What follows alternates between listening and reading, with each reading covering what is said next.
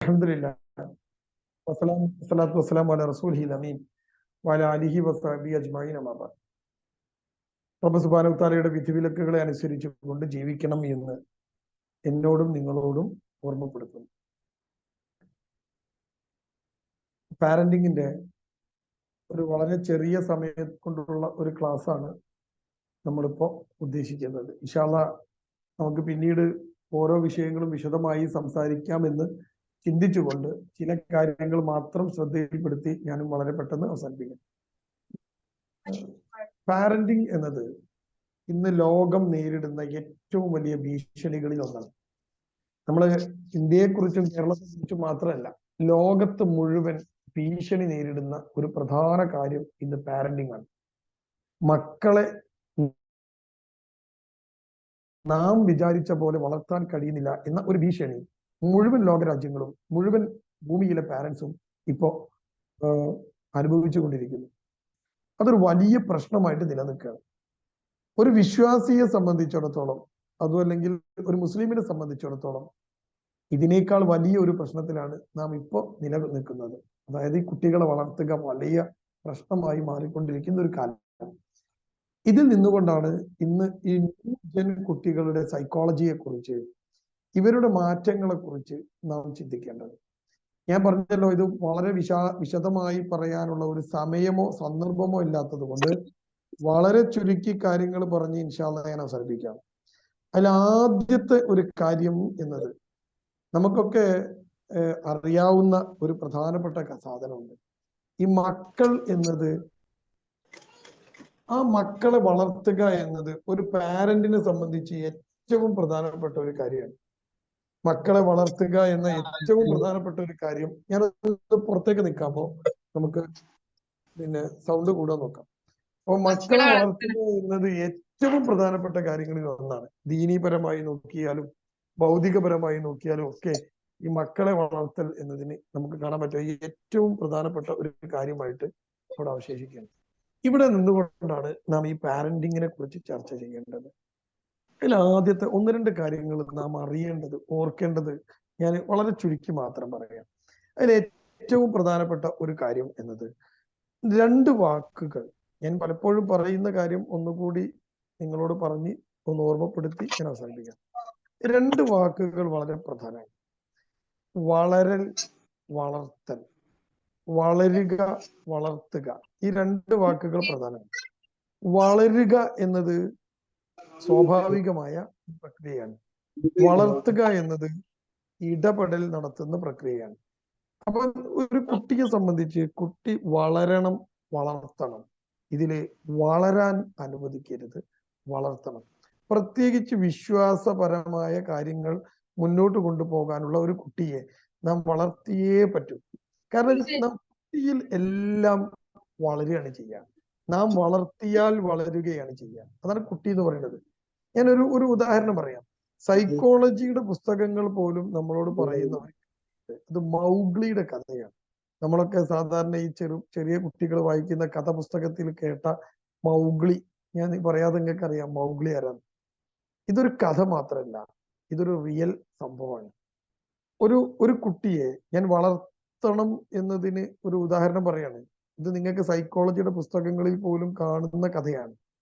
ഒരു കുട്ടി, ആ കുട്ടിയെ കൊണ്ട്, ഒരു ചെറിയ ചോര പൈതലിനെ കൊണ്ട് പിക്നിക്കിന് വേണ്ടി ഒരു കാടിന്റെ അടുത്ത പ്രദേശത്തേക്ക് ഒരു കുടുംബം പോകുന്നു. ഒരുപാട് കാലങ്ങൾക്ക് മുമ്പാണ്. കാടിന്റെ അടുത്ത പ്രദേശം. അങ്ങനെ പിക്നിക്കിന് വേണ്ടി അവര് ഭക്ഷണമൊക്കെ എടുത്ത്, പിന്നെ ഒരു ബെഡ്ഷീറ്റൊക്കെ വിരിച്ച്, കുട്ടികളും പാപ്പയും ഉമ്മയും അച്ഛനും അമ്മയും കുട്ടികളൊക്കെ ഭക്ഷണമൊക്കെ കഴിക്കാൻ വേണ്ടി റെഡിയായി.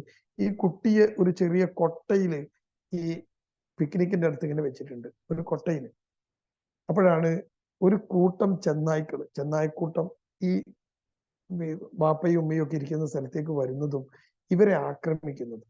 ആ ആക്രമണത്തോടു കൂടി ഇവരൊക്കെ ഓടി രക്ഷപ്പെട്ടു. ഈ കുട്ടിയെ ഈ ചെന്നായ്ക്കൾ കടിച്ചു കൊണ്ടുപോയി. ഇതാണ് മൗഗ്ലി.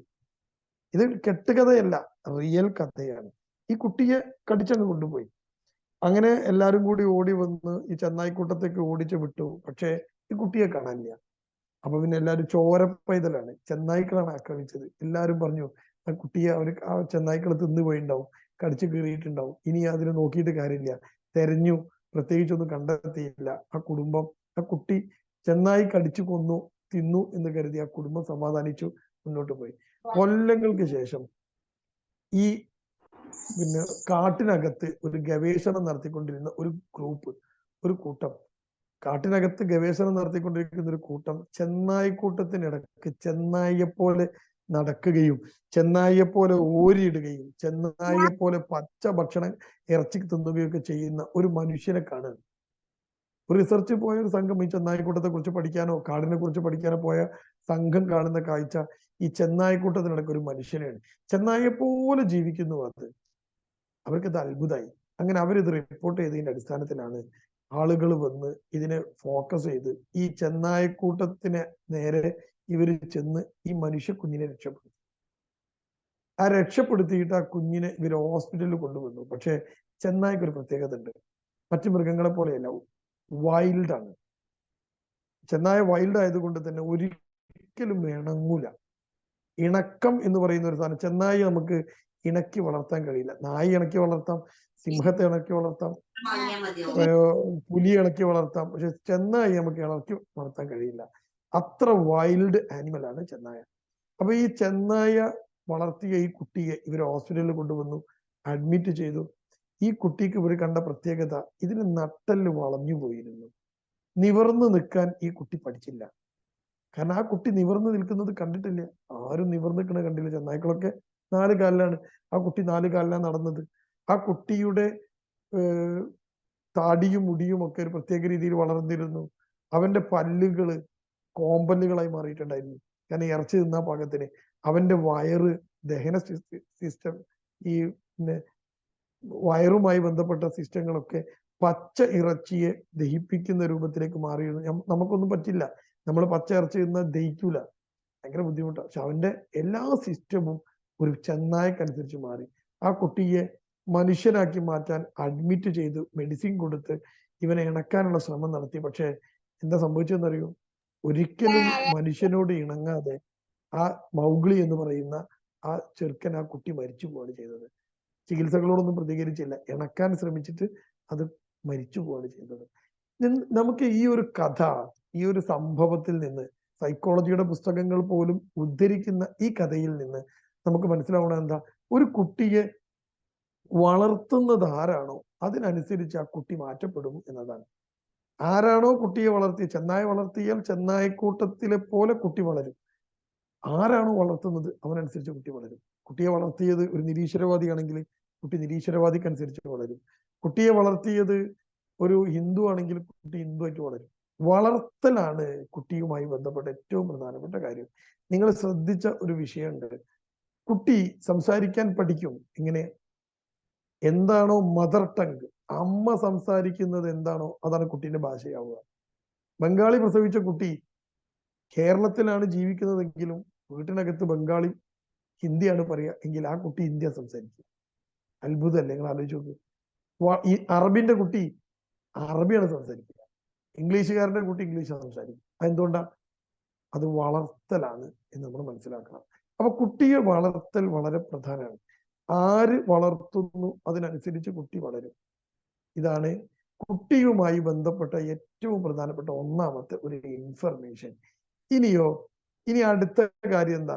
ആ വളർത്തലിൽ 3 കാര്യങ്ങൾ പ്രധാനമാണ്. 3 കാര്യങ്ങൾ. എന്താണ് ആ 3 കാര്യങ്ങൾ? 1 കാഴ്ച, 2 കേൾവി, 3 കളി. അപ്പൊ 3 കാര്യങ്ങൾ വളരെ പ്രധാനമാണ്. കാഴ്ച, കേൾവി, കളി. കുട്ടി എന്ത് കാണുന്നു, എന്ത് കേൾക്കുന്നു, എന്ത് കളിക്കുന്നു, ഇത് 3ഉം കുട്ടിയുടെ വ്യക്തിത്വത്തെ, കുട്ടിയുടെ ജീവിതത്തെ ബാധിക്കും. അവിടെയാണ് നമ്മൾ വളരെ മനോഹരമായി ഈ കാര്യത്തെ ശ്രദ്ധിക്കേണ്ടത്. കുട്ടി കാണുന്നതെല്ലാം കാഴ്ചപ്പാടുകളായി മാറും, കേൾക്കുന്നത് കാഴ്ചപ്പാടായിട്ട് മാറും, കളിക്കുന്നത് വ്യക്തിത്വമായി മാറും. അപ്പൊ കുട്ടിയെ വളർത്തുന്ന ആളുകൾ ശ്രദ്ധിക്കേണ്ടത്, നിങ്ങളെ കുട്ടി എന്താ കളിക്കുന്നത്, നിങ്ങളെ കുട്ടി എന്താ കേൾക്കുന്നത്, എന്താ കാണുന്നത്, ഇത് വളരെ പ്രധാനമാണ്. അപ്പൊ ഒരു കുട്ടിയെ, ന്യൂ ജെൻ കുട്ടി പ്രത്യേകിച്ച്, ആ കുട്ടിയെ നമ്മൾ ഇനി ഒന്ന് എടുത്ത് പരിശോധിച്ച് നോക്കൂ. നിങ്ങൾ നിങ്ങളുടെ പുതിയ തലമുറയിലെ കുട്ടിയെ എടുത്ത് പരിശോധിക്കൂ. ഇനി ഓരോന്ന് പറയാം ഞാൻ, ബാക്കി നിങ്ങൾ അതിന്റെ ഉത്തരങ്ങൾ പറഞ്ഞാൽ മതി. കുട്ടി എന്ത് കാണുന്നു? ഉത്തരങ്ങളൊന്ന് ആലോചിച്ച് നോക്കിയാ. എന്താ കുട്ടി കാണുന്നത്? പാപ്പ, ഉമ്മ, നാട്, കുടുംബം, ബന്ധങ്ങൾ, ഇത് കുട്ടി കാണുന്നുണ്ടോ? കുട്ടി എന്ത് കേൾക്കുന്നു? കുട്ടി എന്ത് കളിക്കുന്നു? നിങ്ങൾ ചിന്തിച്ചോ. ന്യൂ ജെൻ കുട്ടി, പുതിയ തലമുറയിലെ കുട്ടി, 10 വയസ്സിനും 15 വയസ്സിനും താഴെയുള്ള ഒരു കുട്ടിയുടെ കാര്യങ്ങൾ ആലോചിച്ചത്. ആ കുട്ടി എന്താ കാണുന്നത്? എന്താ കാണുന്നത്? ഞാൻ ചെറിയൊരു സ്റ്റാറ്റിസ്റ്റിക്സ് പറയാം. ഒരു കുട്ടി, ഒരു പുതിയ കണക്ക് നിങ്ങളോട് പറഞ്ഞാൽ, ഒരു കുട്ടി 4 വയസ്സിനും 6 വയസ്സിനും ഇടയിലുള്ള കുട്ടി, പ്രീ പ്രൈമറി എന്ന് നമ്മൾ വിളിക്കും. സ്കൂളിൽ പോകാൻ തുടങ്ങിയിട്ടില്ല, നഴ്സറിയിൽ പോകാൻ തുടങ്ങിയ ഒരു കുട്ടി, ആ കുട്ടിക്ക് 4 വയസ്സും 6 വയസ്സിനും ഇടയിൽ പ്രായമാണ്. ആ കുട്ടി, നിങ്ങൾ ചിന്തിക്കേണ്ട വിഷയം എന്താ അറിയോ? ആ കുട്ടി ഒരു ദിവസം കാണുന്ന ഷോർട്സ്, റീൽസ് 60നും 70നും ഇടക്കാണ്. ഞാൻ പറഞ്ഞത് ഒരു പഠനമാണ്, ഒരു റിസർച്ചാണ്. ഏതാ ഞാൻ പറഞ്ഞ്? 4ഉം 6ഉം എന്ന് പറഞ്ഞാൽ പ്രീ പ്രൈമറി, സ്കൂളിൽ പോകാൻ തുടങ്ങുന്നതിന് മുമ്പുള്ള ഒരു കുട്ടി ഒരു ദിവസം കാണുന്ന റീൽസ്, ഷോർട്സ്. അപ്പൊ നിങ്ങൾ ചിന്തിക്കേ, ഈ കുട്ടി ഒരു ദിവസം 60-70 റീൽസ് കാണുന്നു, ഷോർട്സ് കാണുന്നു. അപ്പൊ നിങ്ങൾ ചിന്തിക്കുന്നത്, ഇത് ഇത്തിരി ഓവറായോ? ഒരു റീൽസ്, ഷോർട്സിന്റെ സമയം 10 സെക്കൻഡ്, 20 സെക്കൻഡാണ്. പുതിയ തലമുറയിലെ കുട്ടിക്ക് 20 സെക്കൻഡ് ഇരുന്ന് കാണാനുള്ള ക്ഷമയേ ഉള്ളൂ. അതിനപ്പുറത്തേക്കാണ് സമയമെങ്കിൽ അവൻ അതിനെ ഓടിച്ചു വിടും. എന്ന് പറഞ്ഞാൽ അതിനെ മുന്നോട്ട് ഫോർവേഡ് അടിച്ചു വിട്ടിട്ടാണ് അവൻ ഈ കാര്യങ്ങളെ കാണുക. അപ്പൊ ഒരു കുട്ടിക്ക് നമ്മൾ ഫോൺ കൊടുക്കണം. നിങ്ങളുടെ കുട്ടിക്ക് നിങ്ങൾ ഫോൺ കൊടുക്കണം, കൊടുത്തേ പറ്റൂ. കാരണം ഫോണില്ലാതെ കുട്ടികൾ ഇപ്പോ നിൽക്കൂല. എന്തിനും ഫോണാണ്. നിങ്ങൾ ഫോൺ കൊടുക്കണം കുട്ടിക്ക്. ആ ഫോൺ കയ്യിൽ കിട്ടിയ കുട്ടി എന്താ ചെയ്യുക? ഒരു 5 കൊല്ലം മുമ്പ്, 6 കൊല്ലം മുമ്പ് എന്താ ചെയ്യുക? ആ ഫോൺ കയ്യിൽ കിട്ടിയ കുട്ടി 5 കൊല്ലം മുമ്പ് ചെയ്യുന്ന പണി, ഉപ്പാന്റെ ഉമ്മാന്റെ ഫോൺ കയ്യിൽ കിട്ടിയ അതിന്റെ ഗാലറിക്ക് കയറും. ആ ഗാലറിയിൽ ചെന്ന് ആ കുട്ടി കുറച്ച് വീഡിയോസ്, അതിൽ എടുത്തു വെച്ച, സേവ് ചെയ്ത് വെച്ച വീഡിയോ കാണും. ഇതാണല്ലോ കുട്ടി ചെയ്യുക. അതാണ് കുട്ടിക്ക് ചെയ്യാൻ പറ്റുക. ഇപ്പൊ നിങ്ങളൊരു കുട്ടിക്ക് ഫോൺ കൊടുത്താൽ എന്താ സംഭവിക്കുക? കുട്ടി ആദ്യം ചോദിക്കും, നെറ്റില്ലേ എന്ന് ചോദിക്കും. ആ നെറ്റ് കുട്ടിക്ക് നിങ്ങൾ കൊടുത്താൽ പിന്നെ കുട്ടി എന്താ ചെയ്യുക? നേരെ ഒന്നുകിൽ യൂട്യൂബ്, അതല്ലെങ്കിൽ ഇൻസ്റ്റഗ്രാം, അതല്ലെങ്കിൽ ഫേസ്ബുക്ക്, ഇതിലാണ് റീൽസും ഷോർട്സും ഉള്ളത്. ആ കുട്ടി റീൽസ് കാണും, ആ കുട്ടി ഷോർട്സ് കാണും. അല്ലെ? ഇതല്ലേ കുട്ടി കാണുന്നത്? അപ്പൊ ഞാൻ എന്താ നിങ്ങളോട് പറഞ്ഞത്? ഒരു കുട്ടിയെ വളർത്തണം എന്ന് ഞാൻ പറഞ്ഞു. വളർത്തുമ്പോ ആ കുട്ടിയെ വളർത്തലിൽ കാഴ്ചയും കേൾവിയും കളിയും പ്രധാനമാണ്. കുട്ടി കാണുന്നതാണ് കാഴ്ചപ്പാട്, കേൾക്കുന്നതാണ് കാഴ്ചപ്പാട്. ആ കുട്ടി കളിക്കുന്നതാണ് അവന്റെ വ്യക്തിത്വം. അപ്പൊ ഞാൻ ചോദിക്കട്ടെ, പുതിയ തലമുറയെ കുറിച്ച് നമ്മൾ ഇതൊക്കെ പറയുമ്പോ, ന്യൂജൻ എന്നൊക്കെ നമ്മൾ പറയുമ്പോ, ഇവർ കാണുന്നത് എന്താ? ആ കുട്ടി കാണുന്നതല്ലേ ആ കുട്ടിക്ക് വിശ്വസിക്കാൻ പറ്റൂ? കാണുന്നതല്ലേ ആ കുട്ടിക്ക് ചെയ്യാൻ പറ്റൂ? അതല്ലേ ആ കുട്ടിയുടെ കാഴ്ചപ്പാടാൻ പറ്റുള്ളൂ. അപ്പൊ നമ്മൾ എന്ത് ചെയ്യും? ഇവിടെയാണ് ഒന്നാമത്തെ പ്രശ്നം. അതാണ് വളർത്തൽ എന്ന് പറയുന്നത്. ഇനി രണ്ടാമത്തെ കണക്ക്, അത് കൂടി പറഞ്ഞിട്ട് ബാക്കി കാര്യത്തിലേക്ക് ഞാൻ കിടക്കാം. ഈ രണ്ടാമത്തെ കണക്ക് എന്താ? 6 വയസ്സിനും 12 വയസ്സിനും ഇടയിലുള്ള കുട്ടി ഒരു ദിവസം കാണുന്ന റീൽസിന്റെ, ഷോർട്സിന്റെ എണ്ണം എത്ര? നിങ്ങൾക്ക് 180. ഞാൻ ആവറേജ് പറഞ്ഞതാണ്. 180 ഒരു ആവറേജ് കണക്ക്. 1 മിനിറ്റ് നിങ്ങൾ നിങ്ങളുടെ കുട്ടിക്ക് ഫോൺ നൽകൂ, ആ കുട്ടി 20 സെക്കൻഡിന്റെ 3 ഷോർട്സ് കാണും.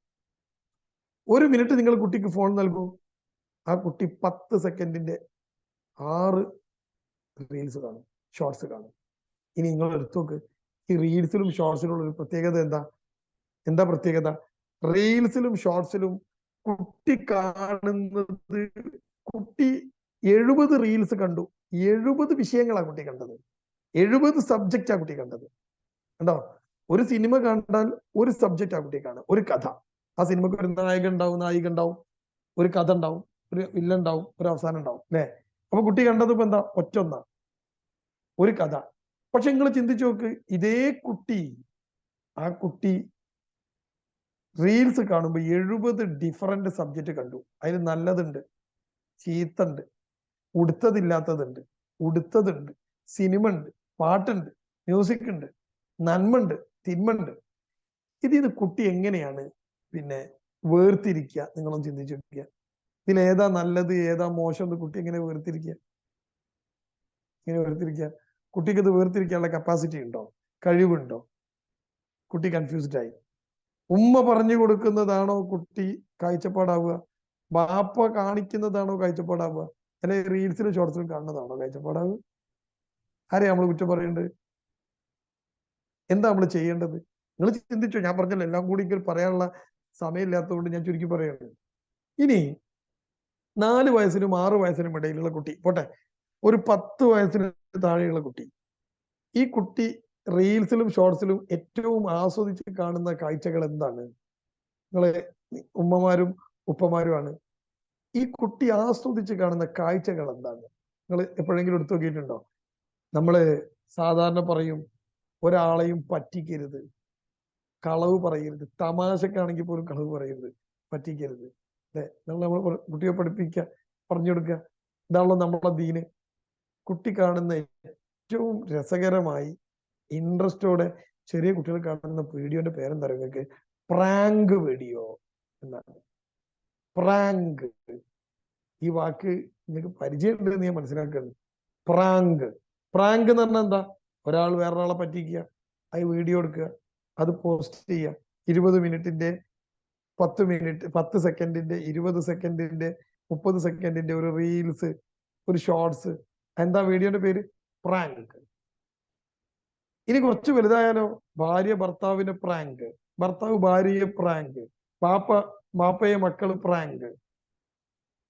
അപ്പൊ ഈ ചതിക്കുക, വഞ്ചിക്കുക, കളവ് പറയുക എന്നുള്ളത് നോർമലൈസ്ഡ് ആയി. നിങ്ങള് കുട്ടി കണ്ട പ്രാങ്ക് എങ്ങനെയാ? കുട്ടിക്ക് അത് പ്രാങ്കാണ്. അപ്പൊ ഉമ്മാനെ ഞാൻ പ്രാങ്കി എന്ന് പറഞ്ഞാൽ ഉമ്മാനെ പറ്റിച്ചു. പറ്റിക്കാൻ പറ്റും മോനെ. പിന്നെ റീൽസിലുണ്ടല്ലോ, ഷോർട്സിലുണ്ടല്ലോ. എന്താ കുട്ടി കണ്ടത്? ഇനി കുട്ടികൾക്ക് ഒക്കെ ഉള്ള പ്രത്യേകത എന്താ? ഞാൻ എന്റെ പല പ്രഭാഷണങ്ങളും പറഞ്ഞത് തന്നെയാണ് നിങ്ങളോട് പറയണേ. ഞാൻ ഈ അടുത്ത് ഒരു വീട്ടിൽ പോയി, ഒരു കുടുംബ വീട്ടില് പിന്നെ നിൽക്കാൻ വേണ്ടി പോയതാ, ഒരു സന്ദർശനത്തിന് പോയതാ. ഭാര്യ മക്കളൊക്കെ കൂടെ ഉണ്ട്. ഞാൻ അവിടേക്ക് ഭാര്യ മക്കളൊക്കെ അകത്തേക്ക് കയറിപ്പോയി. ഞാൻ ആ വീട്ടിലേക്കാണ് കയറുമ്പോ കൊലായിൽ 2 കുട്ടികളുണ്ട്.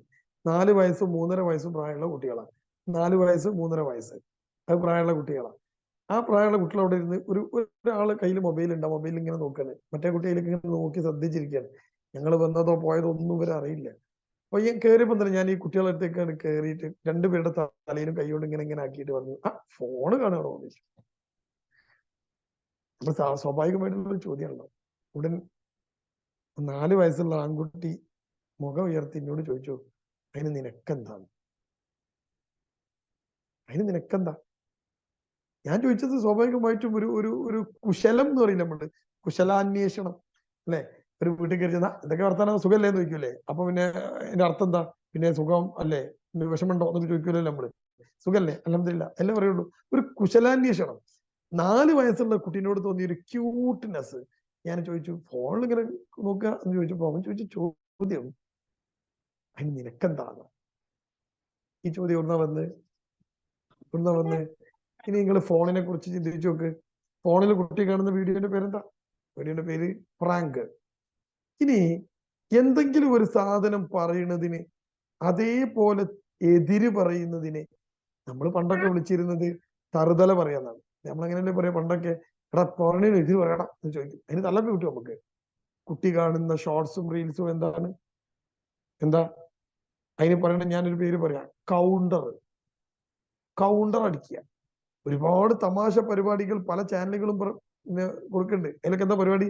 കുറെ ആൾക്കാർ ഇങ്ങനെ നിരന്ന് നിൽക്കുക, എന്നിട്ട് ഒരാൾ എന്തെങ്കിലും പറയാം, അതിന് വേറൊരാള് അതേപോലെ മറുപടി പറയാം. തറുതല എന്നറിയില്ല നമ്മള് അല്ലെ? മറുപടി പറയാ. എല്ലാ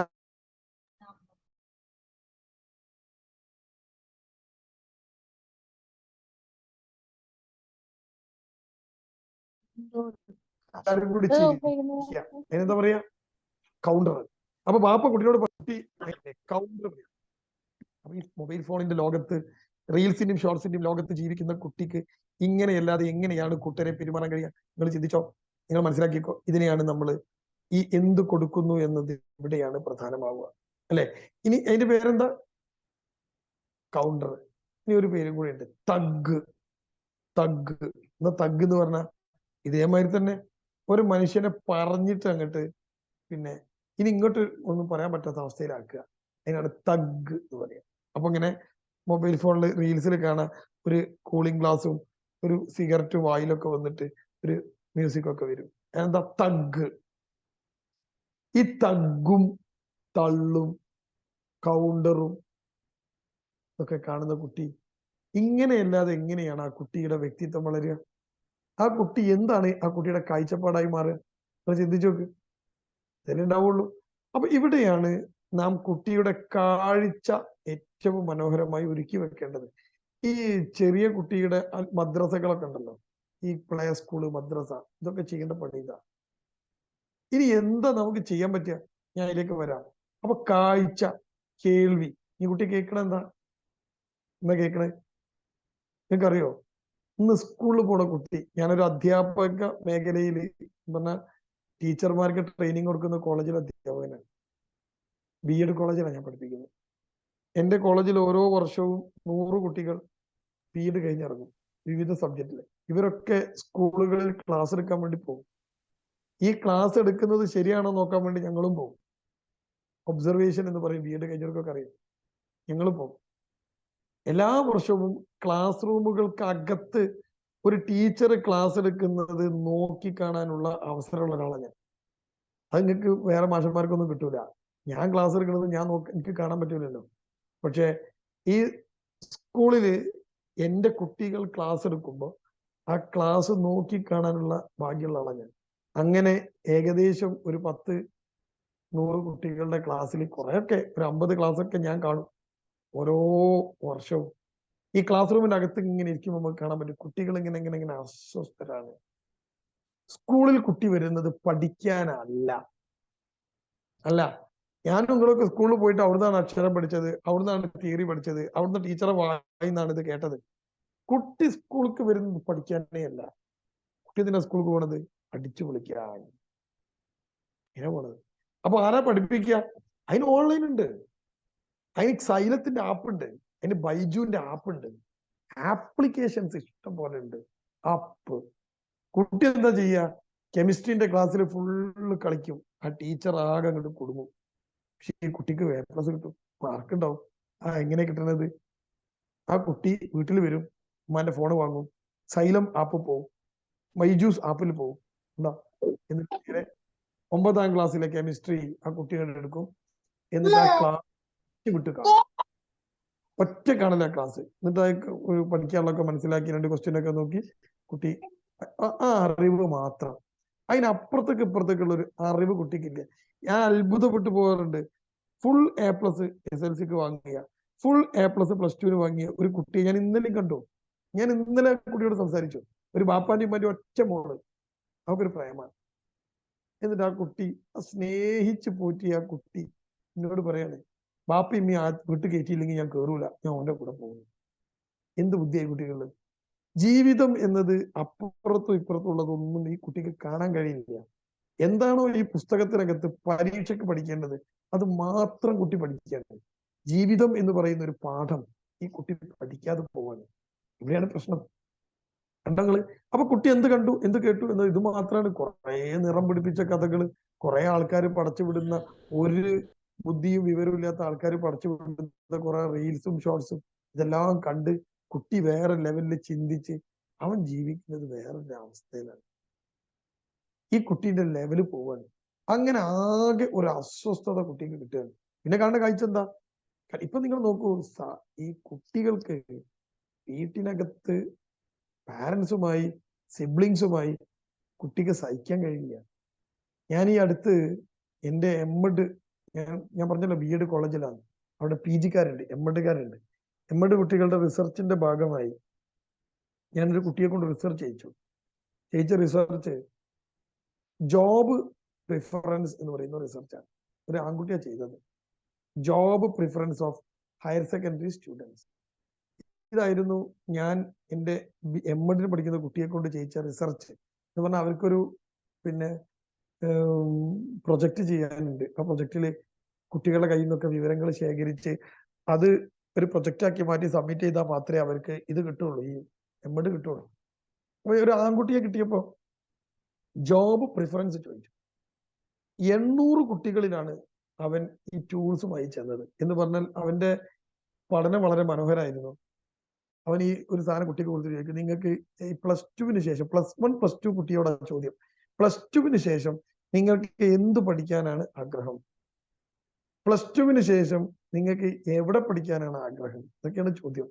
800 കുട്ടികളിൽ അവന് ഈ ചോദ്യങ്ങൾ ചോദിച്ചു. നിങ്ങൾക്കറിയോ 82% കുട്ടികൾ, 82% അവർക്ക് വീട്ടിൽ നിന്നു പഠിക്കാൻ താല്പര്യമില്ല. 82 കുട്ടികൾ ഇവന് കുറെ വീഡിയോസ് ഒക്കെ എടുത്തിട്ടുണ്ട്. ഈ കുട്ടിയോടുള്ള ഇന്റർവ്യൂ, ഈ ക്വസ്റ്റ്യനെയർ വെച്ച് ചോദിച്ചത്. കുട്ടികൾ പറയുന്നത് അടിച്ചു വിളിക്കണം, അതിന് വീട്ടിൽ നിന്നാൽ ശരിയാവില്ല.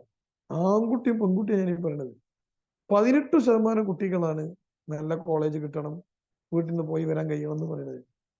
82% കുട്ടിയും വീട്ടിൽ നിൽക്കാൻ താല്പര്യപ്പെടില്ല.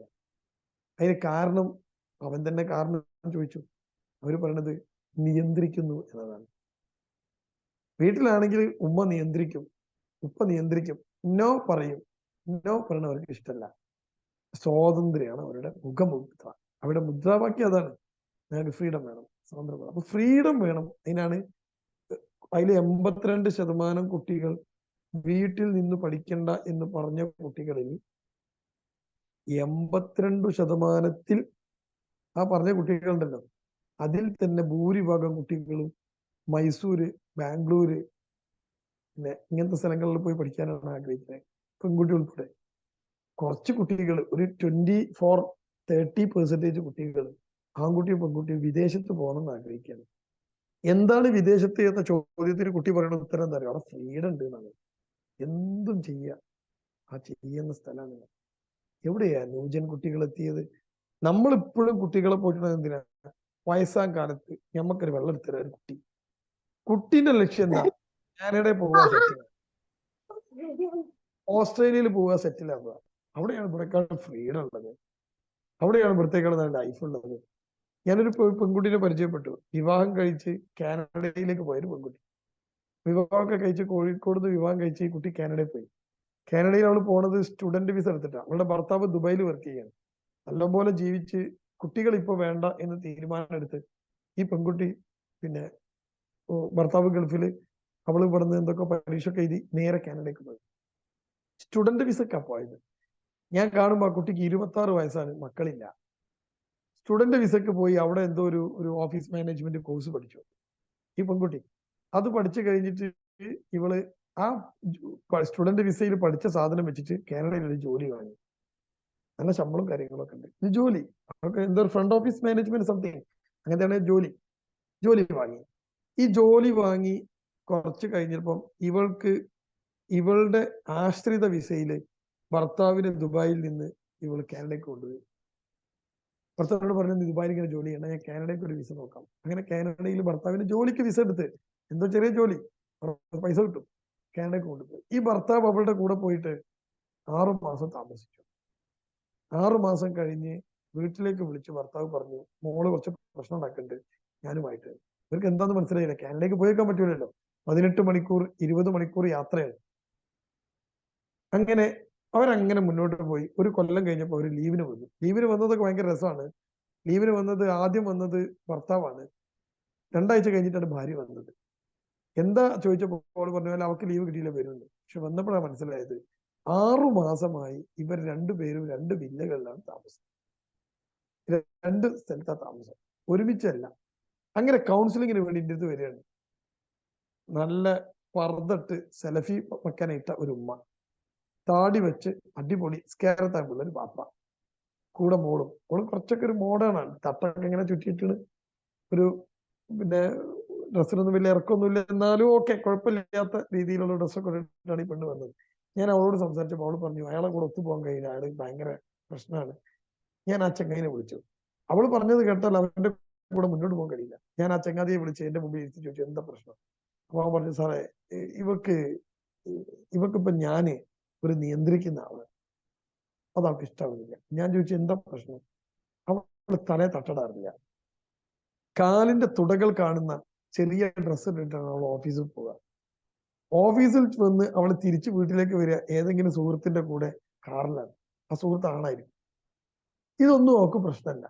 ഞാൻ ഇതിലൊക്കെ ഇടപെട്ട് അത് പറ്റില്ല പറ്റില്ല എന്ന് പറയുമ്പോൾ ഇവളെ എന്നെ ഒരു പഴഞ്ചനാക്കി മാറ്റുന്നത്. ഈ പെൺകുട്ടി ഒരു ന്യൂജനാണ്. ആ പെൺകുട്ടി ചിന്തിക്കുന്നത് കാനഡയിലെ ജീവിതം എങ്ങനെയെന്നാണ്. ഞാൻ ആ കുട്ടിയെ വിളിച്ചു ചോദിച്ചു, മോളെ നീ ഇങ്ങനത്തെ ഡ്രസ്സ് ഇട്ടാണ് ഓഫീസിൽ പോലെ. അപ്പൊ ഓഫീസിൽ അങ്ങനത്തെ ഇട്ടാൽ മാത്രമേ പോകാൻ പറ്റുള്ളൂ, മറ്റേ ഡ്രസ്സൊന്നും പറ്റില്ല. എങ്കിൽ നീ എന്തിനാണ് ആ ജോലി എടുക്കുന്നത്? അതെനിക്ക് ലോൺ ഉണ്ട്, ലോണത്തിട്ടാ പഠിച്ചത്, കാനഡയിൽ പോയത്. അത് അടയ്ക്കണ്ടേ, പണി വേണ്ടേ, പൈസ വേണ്ടേ. അപ്പൊ ദീന് പറ്റങ്ങ് പോയി. ഈ ദീനിയായിട്ട് നടക്കണം എന്ന് പറയുന്ന ഭർത്താവ് അവർക്ക് വേണ്ട. അവസാനം വളരെ ഷോർട്ട് ലീവിന് വന്ന അവർ തിരിച്ചു പോയതും രണ്ടായിട്ടാണ്. ഈ ഉമ്മയും ബാപ്പയും കൈമലർത്തുകയാണ്. ഈ കുട്ടി പറഞ്ഞു ഞാൻ ഏതായാലും ഒറ്റയ്ക്ക് ജീവിക്കാൻ തീരുമാനിച്ചു. ഇപ്പൊ രണ്ടുപേരും രണ്ട് സിറ്റിയിൽ രണ്ട് വില്ലയിൽ ജീവിക്കുകയാണ്. നമ്മളിപ്പോഴും നമ്മുടെ മക്കളെ കുറിച്ച് പ്രതീക്ഷയിലാണ്, നമ്മളെ നോക്കും എന്ന്. കുട്ടികൾ അനങ്ങിയ നാട് വിടാൻ വേണ്ടിയുള്ള ശ്രമത്തിലാണ്. നമ്മൾ എന്ത് ചെയ്യണം? ഇതാണ് ഇനി നമ്മുടെ ചർച്ച. നമ്മൾ എന്ത് ചെയ്യണം? എന്താണ് ഈ കുട്ടികളെ കൊണ്ട് നമുക്ക് ചെയ്യാൻ പറ്റുക? നമുക്ക് എന്താണ് ഒരു മാർഗം? നമ്മുടെ മുമ്പിൽ എന്താ ഒരു മാർഗം അല്ലെ? ഇവിടെ ഒരു കുട്ടിയുടെ വളർച്ചയിൽ ഏറ്റവും പ്രധാനപ്പെട്ട ഒന്നാണ് സാഹചര്യം എന്നത്. ഞാൻ പറഞ്ഞു കാഴ്ച, കേൾവി, കളി. ഈ വളർച്ചയിൽ പ്രധാനപ്പെട്ട ഒരു സാധനമാണ് സാഹചര്യം. ഒരു കുട്ടിക്ക് വളരാനുള്ള സാഹചര്യം ഒരുക്കി കൊടുക്കുന്ന വീടായി നമ്മുടെ വീട് മാറണം. ഞാനിപ്പോ ഇങ്ങോട്ട് പറഞ്ഞു കുട്ടിയുടെ കളി, കാഴ്ച, കേൾവി. കുട്ടി എന്ത് കാണുന്നു, കുട്ടി എന്ത് കളിക്കുന്നു, കുട്ടി എന്ത് കാണുന്നു, കേൾക്കുന്നു, കളിക്കുന്നു. നമ്മൾ ഇനി ന്യൂജൻ കുട്ടിയെ വളർത്താനുള്ള വീട് ഉണ്ടാക്കേണ്ടത് ഓൾഡ് ജെൻ വീടല്ല. നമ്മൾ വീടുകളുടെ പ്ലാനുകളൊക്കെ ഒരു 20 കൊല്ലം 30 കൊല്ലം മുമ്പത്തെ പ്ലാനുകളാണ്. ഇപ്പോഴും നമ്മൾ ചിന്തിക്കുന്നത് വീട് ഒരു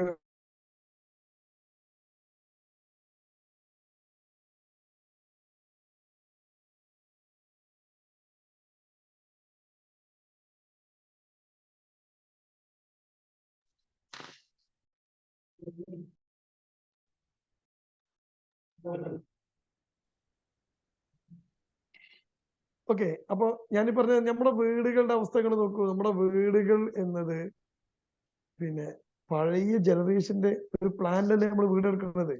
നമ്മുടെ വീട്ടിൽ ഇന്നത്തെ കുട്ടിക്ക് വളരാനുള്ള സാഹചര്യം ഉണ്ടോ നിങ്ങളൊന്ന് ആലോചിക്കും. ഒരു വൈഫൈ ആണോ കുട്ടിക്ക് ആവശ്യം? കുട്ടികൾക്ക് വളരാനും കളിക്കാനും കുട്ടികൾക്ക് സംവദിക്കാനും അവർക്ക് അതിന് പറ്റിയ സാഹചര്യം ഒരുങ്ങുന്ന ഒരു പ്ലാൻ നമ്മുടെ വീടിന് ഇപ്പോഴും ആയിട്ടില്ല. ചെറിയ കുട്ടിയെ സംബന്ധിച്ച് ആ കുട്ടിക്ക് പ്ലേയിങ് ആണ് ഏറ്റവും ഇഷ്ടം. മൊബൈൽ ഫോൺ ഒന്നും ആ കുട്ടിക്ക് ഇഷ്ടമല്ല. നിങ്ങൾ മൊബൈൽ കൊടുത്തിട്ടുണ്ടെങ്കിൽ ആ കുട്ടിക്ക് പ്രശ്നമൊന്നുമില്ല. പക്ഷെ ആ കുട്ടിക്ക് മറ്റൊരു എൻഗേജ്മെന്റ് ആ വീട്ടിനകത്ത് വേണം. നമ്മുടെ വീടിനകത്ത് ഇപ്പോ ആ എൻഗേജ്മെന്റ് ഉണ്ടോ? യൂറോപ്യൻ രാജ്യങ്ങളും വികസിത രാജ്യങ്ങളുമൊക്കെ ആ നിലയിലേക്ക് കാര്യങ്ങൾ ചിന്തിച്ചു തുടങ്ങി. പല വീടുകൾക്കകത്തും കുട്ടിക്ക് കളിക്കാൻ വെള്ളമുണ്ട് എന്ന് പറഞ്ഞാൽ സ്വിമ്മിംഗ് പൂളുകൾ ഒരുക്കി വെക്കുന്നു. കുട്ടികൾക്ക് കളിക്കാനുള്ള ഇടങ്ങൾ, ഊഞ്ഞാലകൾ, അല്ലെങ്കിൽ ഒരു ചെറിയ പാർക്ക് പോലെയുള്ള സാധനങ്ങൾ വീടുകൾക്കകത്ത് ഒരുങ്ങി വരുന്നു. ഈ കുട്ടിയെ മൊബൈൽ ഫോണിന്റെ ലോകത്ത് നിന്ന്, കുട്ടിയുടെ കാഴ്ചയിൽ നിന്ന് കുട്ടിയെ രക്ഷിക്കാൻ ഇത് പ്രധാനമാണ്. രണ്ടാമത്തെ കാര്യം കളിയാണ്. ഒരുമിച്ച് കളിക്കുമ്പോഴേ ടോളറൻസ് വളരുള്ളൂ. സഹനം എന്ന് പറയുന്ന സാധനം ഉണ്ടല്ലോ. ഇപ്പൊ ഞാൻ പറഞ്ഞില്ല, ഉമ്മനെ സഹിച്ചൂടാ, വാപ്പനെ സഹിച്ചൂടാ, പെങ്ങളെ സഹിച്ചൂടാ, ഫ്രണ്ടിനെ സഹിച്ചൂടാ. സഹനം, ഈ സഹനം എന്ന് പറയുന്ന സാധനം പഠിക്കുക കളിയിലാണ്. അപ്പൊ ഒരുമിച്ച് കളിക്കാനുള്ള സാഹചര്യം നമ്മുടെ വീട്ടിലുണ്ടോ? ഭയങ്കര വിലയാണ് സ്ഥലത്തിനൊക്കെ. ഒരു മനുഷ്യ വീടെടുക്കാൻ സ്ഥലം വാങ്ങിയാൽ 3 സെന്റ്, 4 സെന്റ്, 5 സെന്റ്, കുറച്ചുകൂടി ഒരു ഗ്രാമപ്രദേശമാണെങ്കിൽ ഒരു 10 സെന്റ്. ഈ 5 സെന്റ് ഭൂമി എന്ന് പറഞ്ഞ 4000 സ്ക്വയർ ഫീറ്റ് ഉണ്ടാകുക. അതില് ഏകദേശം ഒരു 4-4.5 സെന്റ് വീടുണ്ടാവും. അതും അതിന്റെ കക്കൂസിന്റെ ടാങ്കും കാർ പോർച്ചും ഗേറ്റും ഒക്കെ വരുമ്പോ നിന്ന് തിരിയാൻ ആ വീടിന്റെ പുറത്തൊരു സൗകര്യം ഉണ്ടാവില്ല. എവിടെ നിന്നാണ് ഈ കുട്ടി വളരേണ്ടത്? പണ്ട് കാലത്ത് ഈ 5 സെന്റിലും 4 സെന്റിലും വീടില്ല. വിശാലമായ കളിസ്ഥലങ്ങൾ, കേറാൻ മാവ് പ്ലാവ്, തൻ്റേതെന്ന് മുദ്ര വെക്കാതെ മതിൽ കെട്ടാത്ത കുറെ സ്ഥലങ്ങൾ. ഇതാണ് പണ്ടത്തെ വീട്. കുട്ടികൾ ഓടിക്കളിച്ചും പരസ്പരം ഒരുമിച്ച് നിന്നും മാവുമ്മ കയറിയും മാങ്ങ പറിച്ചും അത് പങ്കുവെച്ചും ഒക്കെ വളർന്നു. അങ്ങനെ ഞാനും നിങ്ങളൊക്കെ. നമ്മുടെ കുട്ടിക്കൊന്ന് വളരാൻ നിങ്ങളൊന്ന് നിങ്ങളെ വീടിനെ കുറിച്ച് ചിന്തിച്ചു നോക്കിയ. അതിന്റെ അകത്ത് എവിടെയാ സ്ഥലം? പുറത്ത് സ്ഥലമില്ല, അകത്തുണ്ടോ? ഇല്ല. സോഫമ്മേല് കുട്ടി കുറച്ച് നേരം കയറി ഇരുന്നാൽ നിങ്ങൾ എന്താ പറയാ? ഇറങ്ങി പോകാൻ പറയും. സോഫ കേട് വരും. ബെഡ് കയറി ചാടിയല്ലോ, ബെഡ് കേട് വരും. ഡൈനിങ് ടേബിളിൽ ഇരുന്നാലോ, ഡൈനിങ് ടേബിൾ കേട് വരുത്തും. ചുമര് കേട് വരും. കുട്ടി എവിടെയാ നിൽക്കുക? ശരിക്കും പറഞ്ഞാൽ നിങ്ങളുടെ കുട്ടിക്ക് നിൽക്കാനുള്ള സ്ഥലം വീട്ടിൽ എവിടെയാണ്? നിങ്ങൾ ആലോചിച്ചു. അപ്പൊ ന്യൂ ജെൻ കുട്ടിക്കനുസരിച്ച് നമ്മുടെ വീട് മാറിയോ? ന്യൂ ജെൻ കുട്ടിക്കനുസരിച്ച് നമ്മൾ മാറിയോ? ഈ കുട്ടിയുടെ ഡിമാൻഡുകള്, കുട്ടിയുടെ ശൈലികള്, നമ്മളിപ്പോഴും നമ്മുടെ ഉമ്മ നമ്മളെ പൊറ്റിയ അതേ സ്ട്രാറ്റജി ഉപയോഗിക്കാൻ ശ്രമിക്കുമ്പോഴാണ് പാരന്റിങ് സങ്കീർണമാവുന്നത്. നമ്മൾ അല്പം കൂടി ചേർന്ന് നിന്ന് ഇപ്പോഴും ആ പഴയ ദേഷ്യം, ഇപ്പോഴും ആ പഴയ ചീത്ത പറച്ചിലും ഇപ്പോഴും ഞാൻ കണ്ടിട്ടുണ്ട്. പഴയ കാലത്ത്, നമ്മളെ കാലത്ത് ഇങ്ങനെയാണ്. അത് കേൾക്കുമ്പോ എന്നെ കുട്ടി പറയും തുടങ്ങി.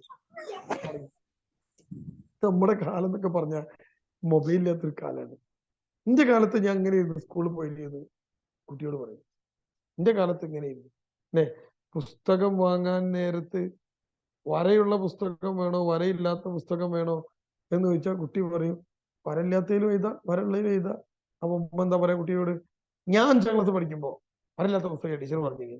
ആ ടീച്ചർ ഏത് കാലത്തെ ടീച്ചറാ? 1996 ടീച്ചറായിരിക്കും, 1998 ടീച്ചറായിരിക്കും, 2024 ടീച്ചർക്ക് ബുക്ക് തന്നെ വേണ്ട എഴുതാൻ. കുട്ടിക്ക് എന്തിനാ പുസ്തകം അല്ലെ?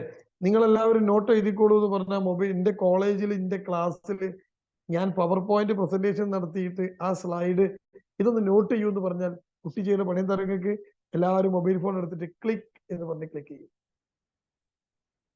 ഞാൻ ഇലക്ഷന്റെ കൗണ്ടിങ് ഡ്യൂട്ടി കിട്ടിയിട്ടുണ്ടായിരിക്കും, കൗണ്ടിങ്ങിന്റെ ഡ്യൂട്ടി. അപ്പൊ ഈ ഇലക്ഷൻ എങ്ങനെ കൗണ്ട് ചെയ്യണം എന്ന ക്ലാസ് കളക്ടറേറ്റിൽ നടക്കും. ആ ക്ലാസ്സിൽ ഇങ്ങനെ പോയിട്ട് ഓരിങ്ങനെ പറയും ഇങ്ങനെ കൗണ്ട് ചെയ്യണം, ഇന്ന സി കവർ വേണം, ഇന്ന സാധനം വേണം എന്നൊക്കെ പറയും. ഇതൊക്കെ ഇങ്ങനെ പറഞ്ഞു കഴിഞ്ഞാൽ എല്ലാവരും ഇങ്ങനെ നോക്കിയിരിക്കും. അവസാനം എല്ലാവരും എന്താ ചെയ്യുക? ഫോൺ എടുത്തിട്ട് ക്ലിക്ക്. ആ സ്ലൈഡ് നമ്മുടെ ഫോണിലെത്തി, നമ്മൾ ആവശ്യമുള്ള സമയത്ത് നോക്കിയാൽ മതി. നമ്മുടെ കാലത്തിന്റെ പ്രത്യേകത എന്താണെന്നറിയോ? കിട്ടുമ്പോ എടുത്ത് വെക്കണം, പിന്നെ കിട്ടൂല. മാഷ് പറയുമ്പോ ആ പറയുന്ന സാധനം അപ്പോ നമ്മൾ പഠിച്ചിരിക്കണം, അത് കേട്ടിരിക്കണം. ആ സാധനം അവിടുന്ന് കിട്ടുള്ളൂ. ഗുരുമുഖം എന്നോ ഇന്ന് ആ സമയത്ത് കുട്ടികൾ കളിക്കും, അത് പിന്നെ കിട്ടാണ്ട്. 9ാം ക്ലാസ്സിലെ കെമിസ്ട്രി ടീച്ചർ പറഞ്ഞത് മിസ്സായ, നമ്മളെ കാലത്ത് അങ്ങനെയാണ്. ഒരു ക്ലാസ് മിസ്സായാൽ അത് പോയി. പിന്നെ സ്കൂളിൽ പോയിട്ട് ചോദിക്കും, വേണ്ട ഇന്നലെ എന്തേ തീരുന്നത്, എന്തേ പോയി പറഞ്ഞു, എന്താ പോയി സാധനം, ഈ ചിത്രം എന്താ എന്നൊക്കെ നമ്മൾ ചോദിക്കും. ഇന്നത്തെ കുട്ടി ഇതിനൊന്നും ആവശ്യമില്ല. ഒരു മാസം സ്കൂളിൽ പോയില്ലെങ്കിലും എന്താണ് ആ പുസ്തകത്തിലുള്ളതെന്ന് കുട്ടി ഓൺലൈൻ നോക്കി പഠിക്കും. അപ്പൊ ഈസിലി അവൈലബിൾ ആയി നിൽക്കുകയാണ് എവ്രിതിങ്. നമ്മുടെ കാലത്തോ നമ്മൾ കിട്ടുമ്പോ എടുത്ത് സ്റ്റോർ ചെയ്ത് പോകണം, അല്ലെങ്കിൽ കിട്ടൂല. ഇന്ന് അങ്ങനത്തെ സ്റ്റോറിംഗ് ഒന്നും വേണ്ട. സാധനം എപ്പോഴാണോ ആവശ്യം അപ്പൊ അവൈലബിൾ ആണ്. പിന്നെ എന്തിനാ ഈ കുട്ടി? ഞാൻ പറയണത് എന്താ അറിയോ? ന്യൂ ജെൻ കുട്ടിക്കനുസരിച്ച് നമ്മുടെ വീടിന്റെ പ്ലാൻ മാറാനുണ്ട്, പോറ്റിന്റെ പ്ലാൻ മാറാനുണ്ട്, സ്കൂളിലെ സിലബസ് മാറാനുണ്ട്. നിങ്ങൾ ആലോചിച്ച് നോക്കിയ ഇപ്പോഴും നമ്മുടെ ടെക്സ്റ്റ് പുസ്തകങ്ങൾ എടുത്ത് മറച്ചു വെക്കുന്നത് എന്തൊരു അനാകർഷണീയമാണ് ടെക്സ്റ്റ് ബുക്ക്. മലയാള മനോരമ പത്രം പോലും ഭയങ്കര അട്രാക്റ്റീവായി, നല്ല കളർ ചിത്രങ്ങളൊക്കെ കൊടുത്ത് അടിപൊളി പുസ്തകങ്ങളായി അല്ലെ? കുട്ടികൾ, പുതിയ തലമുറയെ വളർത്തിയെടുക്കേണ്ട വിദ്യാഭ്യാസത്തിന്റെ പുസ്തകങ്ങളുടെ അവസ്ഥ ആലോചിച്ചു. മദ്രസ ടീച്ചർമാർക്ക് ടെക്സ്റ്റ് പുസ്തകവും മറ്റുമൊക്കെ ഉണ്ടാക്കി ഒരു ട്രെയിനിങ്ങിന് വേണ്ടി എന്നെ വിളിച്ചപ്പോ ഞാൻ ആ ക്ലാസ്സിൽ അവരോട് ചോദിച്ചു, നമസ്കാരത്തിന്റെ രൂപം അങ്ങനെ നിങ്ങൾക്ക് പഠിപ്പിക്കാനുണ്ടോ? മാഷന്മാർ പറഞ്ഞു പിന്നെ ഉണ്ട്, പുസ്തകത്തിലുണ്ടല്ലോ. ഞാൻ ചോദിച്ചു പുസ്തകത്തിൽ എന്താ ഉള്ളത്? അതിങ്ങനെ മദ്രസയിലെ പുസ്തകമാണ് അല്ലെ. ആ പുസ്തകത്തിൽ നമ്മള് ഇസ്ലാമികമായിട്ട് ചിന്തിക്കുമ്പോൾ മുഖം, കണ്ണ്, മൂക്കൊന്നും പറ്റൂല. അപ്പൊ ഒരാള് നിസ്കരിക്കുന്ന രൂപം, അതിന്റെ കണ്ണും മൂക്കും ഒക്കെ ഒഴിവാക്കിയിട്ട് രൂപം ഇങ്ങനെ ചിത്രം കൊടുത്തിട്ടുണ്ട്. അതും വലിയൊരു കളർഫുൾ ഒന്നുമല്ല. എന്നിട്ട് ഇങ്ങനെയാണ് അത്തയ്യാത്ത്, ഇങ്ങനെയാണ് എന്നൊക്കെ പറഞ്ഞിട്ടുണ്ട്. ഞാൻ ആ ടീച്ചർമാരോട് ചോദിച്ചു, നമസ്കരിക്കുന്ന രൂപം കുട്ടിക്ക് QR കോഡ് സ്കാൻ ചെയ്താൽ അതിന്റെ വീഡിയോ കാണാനുള്ള സാധനങ്ങൾ പുസ്തകത്തിൽ ഉണ്ടോ? അപ്പൊ എല്ലാവരും ഇങ്ങനെ മുഖത്തേക്ക് നോക്കി. QR കോഡൊന്നും പുസ്തകത്തിലില്ല. ഒരു 10 രൂപയ്ക്ക് ചായ കുടിച്ചാൽ നിങ്ങൾ പൈസ വെക്കൽ എങ്ങനെ? അതിന്റെ പിന്നെ സ്കാനിങ് ഉണ്ടോന്നല്ല ചോദിക്കുക അല്ലെ? ഞാനും നിങ്ങൾ എങ്ങനെ ചോദിക്കുക? 10 റുപ്യ. ഞാന് പിന്നെ ഇക്ര ഹോസ്പിറ്റലിൽ ചെന്ന് എന്തോ സാധനം വാങ്ങിയപ്പോ 85 റുപ്യ എന്ന് പറഞ്ഞു. അവിടുത്തെ പിന്നെ ക്യാൻറ്റീനിന്ന് 85. ഞാൻ 100 റുപ്യ കൊടുത്തപ്പം എനിക്ക് 80 റുപ്യ എടുത്തിട്ട് 20 റുപ്യ തിരിച്ചു തന്നു. ഞാൻ 85 ചോദിച്ചു. പറഞ്ഞു 5 റുപ്യ ചില്ലറില്ല, നിങ്ങൾ ആ സ്കാനർ വെച്ചിട്ട് 5 റുപ്യ നിങ്ങൾ ഗൂഗിൾ പേ ചെയ്തേക്ക് എന്ന് പറഞ്ഞു. ഞാൻ 5 റുപ്യ ഗൂഗിൾ പേ ചെയ്തേക്ക് പറഞ്ഞു. ഞാൻ എന്റെ സ്കാനർ എടുത്തു, ഗൂഗിൾ പേ എടുത്തു, 5 റുപ്യ ഞാൻ ഗൂഗിൾ പേ ചെയ്തു, 80 റുപ്യ പൈസ ആയിട്ട് കൊടുത്തു. അപ്പൊ ഇത് ചോദിക്കുക, ഇതൊക്കെ ചെയ്യണം നമ്മൾ കുട്ടികൾക്ക് വേണ്ടി ഒരുക്കിയ പുസ്തകത്തിൽ നമസ്കാരത്തിന്റെ രൂപം, ഉംറയുടെ രൂപം, ഹജ്ജിന്റെ രൂപം ഇപ്പോഴും ആ പിന്നെ മുഖമില്ലാത്ത ഒരു ചിത്രം നോക്കി, ആകർഷണീയമല്ലാത്ത ഒരു സാധനം നോക്കി പഠിക്കണമെന്ന് നിർബന്ധം പിടിക്കുമ്പോഴാണ് വിദ്യാഭ്യാസത്തിൽ നിന്ന് കുട്ടി മുഖം തിരിക്കുന്നത്. 1-ാം ക്ലാസ്സിൽ, 2-ാം ക്ലാസ്സിൽ, 3-ാം ക്ലാസ്സിൽ ഒന്നും പുസ്തകങ്ങൾ കുട്ടിക്ക് അട്രാക്റ്റീവ് അല്ല എന്ന് പറഞ്ഞാൽ അവനിത് സ്കാൻ ചെയ്ത് നോക്കാൻ കഴിയില്ല. പിന്നെ എന്തിനാ കുട്ടിക്ക് പുസ്തകം? അപ്പൊ നിങ്ങൾ ചോദിക്കും കുട്ടീനെ എങ്ങനെ ഫോൺ കൊടുക്കാൻ പറ്റുമെന്ന്. പിന്നെ കുട്ടി ഫോൺ വാങ്ങണ്ടല്ലോ വീട്ടിൽ നിന്ന്. അപ്പൊ കുട്ടിക്ക് പഠിക്കുന്ന സമയത്ത് ഉമ്മാനെ കൂട്ടി ഇരുത്തിയിട്ട് ഇത് സ്കാൻ ചെയ്ത് നോക്കിക്കൂടെ? ഇതാണ് നിസ്കാരം എങ്ങനെയല്ലേ? ഇത്ര എളുപ്പമാണ്. ഈസിലി അവൈലബിൾ ആണ് നോളജ്. പണ്ട് കാലത്ത് അങ്ങനെയല്ല. അധ്യാപകന്റെ വായിന്ന് വീണ് പോയാൽ പിന്നെ അത് കിട്ടൂല. ഇന്ന് അങ്ങനെയല്ല, ഇന്ന് അത് കിട്ടും. ഞാനിപ്പോ ഈ എടുക്കുന്ന ക്ലാസ് നിങ്ങളുടെ സ്ക്രീനിന്റെ തൊട്ട് മുകളിൽ നോക്കിയാൽ REC എന്ന് കാണാം. റെക്കോർഡ് ചെയ്തോണ്ടിരിക്കുകയാണ്. ഞാൻ ഈ പറഞ്ഞതൊന്നും ഇനിയും നിങ്ങൾക്ക് കേൾക്കാം. പണ്ടൊരു വയൽ കേൾക്കാൻ പോയാൽ ആ വയൽ കേട്ട് കഴിഞ്ഞോന് ഇത് കിട്ടും, എല്ലാവരും കിട്ടുന്നു. കാലം മാറി. മാറ്റത്തിനനുസരിച്ച് നമ്മൾ മാറിയിട്ടില്ലെങ്കിൽ നമ്മളെ മാറ്റിയിട്ട് കുട്ടികൾ കടന്നു പോകും. അതപ്പോ സംഭവിക്കുന്നത്. കുട്ടിക്ക് ഇവിടെ ബോറടിക്കുന്നത് കൊണ്ടാണ്.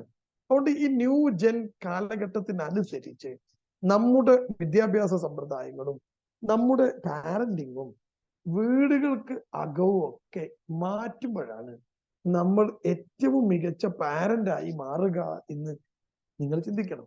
അത് ചിന്തിക്കാത്തടത്തോളം കാലമാണ് ഇതൊക്കെ പ്രശ്നമായിട്ട് മാറും. ഈ കുട്ടികൾ ഇങ്ങനെയാണ്, എന്ത് ചെയ്യും നമ്മളിങ്ങനെ ചോദിച്ചിട്ട് കാര്യമില്ല, ഒന്നും ചെയ്യാനില്ല.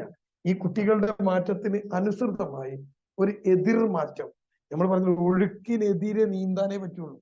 നമുക്ക് എന്താ ചെയ്യാൻ പറ്റുക? എന്താണ് ഈ കുട്ടിയുടെ മാറ്റം, അതിനനുസരിച്ച് ഒരു എതിർ മാറ്റത്തിലേക്ക് നമ്മൾ തയ്യാറാകുക. അതേ പറ്റുള്ളൂ. വേറെ എന്താ നമുക്ക് ചെയ്യാൻ പറ്റുക? നിങ്ങൾ ചിന്തിച്ചു നോക്ക്. അപ്പൊ ആ മാറ്റത്തെ പോസിറ്റീവായിട്ട് കാണാൻ നമുക്ക് കഴിയാം. പിന്നീട് ചില കാര്യങ്ങൾ കൂടെ അതിന്റെ കൂടെ ഞാൻ ചേർത്ത് പറഞ്ഞ് അവസാനിപ്പിക്കാം. നിങ്ങൾക്ക് ചോദ്യങ്ങൾ വല്ലതും ഉണ്ടെങ്കിൽ ആ ചോദ്യം ചോദിക്കാനും അല്ലെങ്കിൽ അതിന് ഉത്തരം പറയാനുള്ള ഒരു സമയം കൂടി ബാക്കി വെച്ചുകൊണ്ട് ഞാൻ അവസാനിപ്പിക്കാം. അപ്പൊ ഇനി നമ്മുടെ അടുത്ത കാര്യം എന്താ? അപ്പൊ നിങ്ങൾ വിചാരിക്കുന്നത് ഇങ്ങനെയൊക്കെ നമ്മൾ മൊത്തത്തിലാണ് മാറുകയാണോ എന്ന് വിചാരിക്കും. വേറെ ഒരു നിവൃത്തിയും പുതിയ കാലത്തെ കുട്ടികൾക്കില്ല. കൂടുതൽ കുട്ടിയെ ചേർത്ത് പിടിക്കണം. കുട്ടിയോട് കൂടുതൽ സമയം സംസാരിക്കാൻ സമയം കണ്ടെത്തണം. അപ്പൊ കുട്ടിയുടെ മനസ്സ് നമുക്ക് മനസ്സിലാവും. അപ്പൊ ഈ സംസാരിക്കുമ്പോഴൊക്കെ ശ്രദ്ധിക്കേണ്ട കാര്യം എന്താ? എന്റെ കാലത്ത് ഇങ്ങനെയായിരുന്നു. ഞാൻ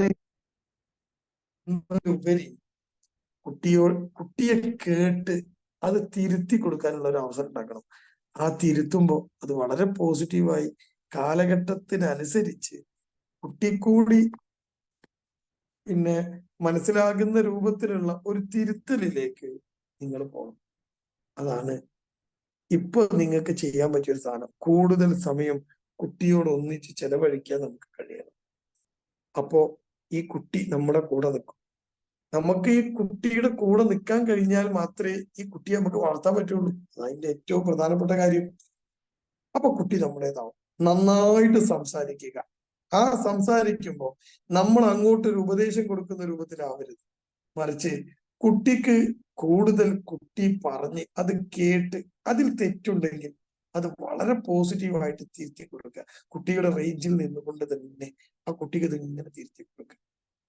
രക്ഷാകർതൃത്വത്തിന്റെ പുതിയ പാഠം ഇതാണ്. ജനാധിപത്യപരമാണ്, ഫ്രണ്ട്ലിയാണ്. ഫ്രണ്ട്ഷിപ്പ് ഇല്ലാത്ത ഒരു ബന്ധവും പുതിയ തലമുറയിലെ കുട്ടി ആക്സെപ്റ്റ് ചെയ്യില്ല. എന്റെ പ്രിയപ്പെട്ട പാരന്റ്സ് ചിന്തിക്കാതെ, ഫ്രണ്ട്ലി അല്ലാത്ത, സൗഹൃദത്തിലല്ലാത്ത ഒരു ബന്ധവും ഈ കുട്ടി ആക്സെപ്റ്റ് ചെയ്യില്ല. ബാപ്പ നല്ല ഫ്രണ്ട്ലിയാണ്, മൂത്താപ്പ അല്പം സ്ട്രോങ് ആണ്, ആ മൂത്താപ്പനെ കുട്ടി അനുസരിക്കില്ല. ആ മൂത്താപ്പയെ കുട്ടി ഒരു നിലക്കും ആക്സെപ്റ്റ് ചെയ്യൂല. മൂത്താപ്പനോട് പോയി പണി നോക്കാൻ പറയുന്നേ പറയുള്ളൂ. വല്ലിപ്പ കുറച്ച് സൗഹൃദത്തിലാണ്, ബാപ്പ കുറച്ച് സ്ട്രോങ് ആണെങ്കിലോ കുട്ടി വല്ലിപ്പയെ അനുസരിക്കും. പുതിയ തലമുറയെ കയ്യിലെടുക്കാനുള്ള മാർഗങ്ങളിൽ ഒന്ന് ആ കുട്ടിയുടെ ചങ്ക് ബ്രോ ആയി മാറുക എന്നതാണ്. നമ്മുടെ പോസ്റ്ററുകളിൽ പറഞ്ഞ പോലെ തന്തന്റെ വൈബിലും കുട്ടിന്റെ വൈബിലും നിന്നാൽ ഇവിടെ ഏറ്റുമുട്ടലുകൾ ഉണ്ടാവും. ആ ഏറ്റുമുട്ടലിനെ കുറയ്ക്കാനുള്ള മാർഗം ഞാൻ ഈ പറഞ്ഞതാണ്. അപ്പോ ആ കുട്ടി കാര്യങ്ങൾ തുറക്കും. പ്രത്യേകിച്ച് ഉമ്മമാര്, ഏറ്റവും കൂടുതൽ പ്രശ്നമുണ്ടാക്കുന്ന ആളുകൾ ഉമ്മമാരാണ്. പാപ്പാർക്ക് കുറെയൊക്കെ കാര്യങ്ങൾ ബോധ്യപ്പെട്ടു, ചിലതൊക്കെ ഇങ്ങനെ മാറി. എന്ത് കാര്യം ബാക്കിൽ നടന്ന് പറഞ്ഞ് വെറുപ്പിച്ചാൽ കുട്ടി വെറുത്ത കിടക്കും. പക്ഷെ ഈ കുട്ടിയെ നമുക്ക് തിരുത്തണം. അത് അവൻ പറയുന്നത് കേട്ട് അവന്റെ മൂടറിഞ്ഞ്, ഇതിനെയാണ് പാരന്റിങ്. പണ്ടത്തെ പോലെ നമ്മൾ വളർന്ന പോലെ ആ കഥയും പറഞ്ഞ് ഞാൻ ഇങ്ങനെയായിരുന്നു, എന്റെ ഉമ്മ എങ്ങനെയായിരുന്നു എന്നൊന്നും പറഞ്ഞിട്ട് ഒരു കാര്യമില്ല. നമ്മൾക്ക് ഈ രൂപത്തിൽ കുട്ടിയെ ചേർത്ത് പിടിക്കാനുള്ള ഒരു വഴി നമ്മൾ കണ്ടെത്തുക എന്നത് വഴിയുള്ളൂ, വേറെ വഴിയില്ല. സമയം കൂടുതൽ കുട്ടിക്ക് വേണ്ടി ചെലവഴിക്കുക, അവനെ മനസ്സിലാക്കുക, ഈ കുട്ടിയുടെ വികാരങ്ങൾക്കനുസരിച്ച് ഇടപെടുക. ഇപ്പോഴത്തെ കുട്ടിക്ക് ഭയങ്കര പ്രശ്നം, സ്ട്രെസ്സും സ്ട്രെയിനും കൂടുതലാണ്, മത്സര പരീക്ഷകളുടെ കാലഘട്ടം. അപ്പൊ ഇതൊക്കെ മനസ്സിലാക്കിക്കൊണ്ട് കുട്ടിയുടെ കൂടെ ചേർന്ന് നിൽക്കുക. എന്നിട്ട് നമ്മുടെ പാരന്റിങ് സ്റ്റൈലും നമ്മുടെ വീടും കളിക്കാൻ നോക്കൂ. നിങ്ങൾ ഒരു ബോള് കാറ്റ് നിറച്ച് മുറ്റത്ത് വെച്ച് ഒരു തട്ട് തട്ടിയാൽ അകത്ത് ഫോൺ കളിക്കുന്ന നിങ്ങളുടെ കുട്ടികൾ പുറത്തേക്ക് ഓടി വരും. കുട്ടിക്ക് മൊബൈൽ ഫോണിനേക്കാളും ഇഷ്ടം ഇങ്ങനത്തെ കളികൾ തന്നെയാണ്. ഒരു ബാപ്പ ബോള് വെച്ചിട്ട് ആ ചുമരുമ്പേക്ക് ഒരൊറ്റ അടി അടിച്ചാൽ ഈ കുട്ടി ഓടി വരും. പക്ഷെ നമ്മുടെ വീടിനകത്ത് ഈ ബോള് തട്ടാനുള്ള സ്ഥലം ഉണ്ടോ? നമ്മുടെ വീടിനകത്ത് ഈ സ്ഥലം ഉണ്ടോ? ബോള് തട്ടാനുള്ള ഒരു സ്ഥലം നമ്മുടെ വീടിനകത്തുണ്ടോ? ഒന്ന് ചിന്തിച്ചു നോക്കിയാൽ അവിടെയാണ് പ്രശ്നം വരുന്നത്. അവിടെയാണ് നമ്മൾ കാര്യങ്ങളെ കൂടുതൽ മനസ്സിലാക്കിയെടുക്കേണ്ടത് എന്ന് നിങ്ങൾ മനസ്സിലാക്കുക. അപ്പൊ കുട്ടിക്കനുസരിച്ചുള്ള ഒരു മാറ്റത്തിലേക്ക് നമ്മൾ പോയേ പറ്റൂ എന്നാണ് ഞാൻ പറഞ്ഞതിന്റെ രത്ന ചുരുക്കം. ഇൻഷാ അല്ലാഹ് നമുക്ക് ചോദ്യങ്ങൾ എന്തെങ്കിലും ഉണ്ടെങ്കിൽ ഞാൻ അത് കേട്ട് ബാക്കി കാര്യങ്ങൾ പറഞ്ഞ് അവസാനിപ്പിക്കും. അസ്സലാമു അലൈക്കും വറഹ്മത്തുള്ളാഹി ബറകല്ലാഹു ഫീക്. ഇൻഷാ അല്ലാഹ് ബൃഹത്തായ ഒരു വിഷയം വളരെ ചുരുങ്ങിയ സമയത്തിൽ നമുക്ക് എല്ലാവർക്കും മനസ്സിലാവുന്ന രൂപത്തിൽ സരളമായ ശൈലിയിൽ തന്നെ അദ്ദേഹം നമുക്ക് പറഞ്ഞു തന്നിട്ടുണ്ട്. ഇൻഷാ അല്ലാഹ് മുമ്പ് നമ്മൾ കുറച്ച് ആളുകൾക്ക് മൊത്തത്തിൽ മെസ്സേജ് അയച്ചിരുന്നു സംശയങ്ങളുണ്ടെങ്കിൽ ചോദിക്കാന്നുള്ളത്. ആ കൂട്ടത്തിൽ വന്ന ശ്രദ്ധയിൽപ്പെട്ട ഒരു 3-4 ചോദ്യമാണ് പ്രധാനമായിട്ടും ചോദിക്കുന്നത്. ബാക്കി ചോദ്യങ്ങൾക്കുള്ള ഉത്തരം അദ്ദേഹത്തിന്റെ സംസാരത്തിൽ തന്നെ വന്നതുകൊണ്ടാണ് അത് പ്രത്യേകം എടുത്തു പറയാത്തത്.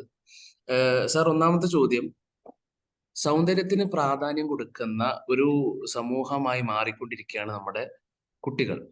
പ്രത്യേകിച്ച് BTS ആർമി പോലുള്ള ഫാൻ ഗ്യാങ്ങുകളിൽ ടീമാവുക, അല്ലെങ്കിൽ ആ BTSനെ ആരാധിക്കുന്ന ഒരു ആരാധന എന്നുള്ളതിനപ്പുറം ഒരു വല്ലാത്തൊരു താല്പര്യവും ഭ്രമവുമായി മാറുമ്പോൾ നമ്മുടെ കുട്ടികളെ എങ്ങനെയാണ് അതിൽ നിന്ന് രക്ഷപ്പെടുത്തുക എന്നുള്ളതാണ് ഒരു പിതാവിന്റെ ആദ്യത്തെ ചോദ്യം.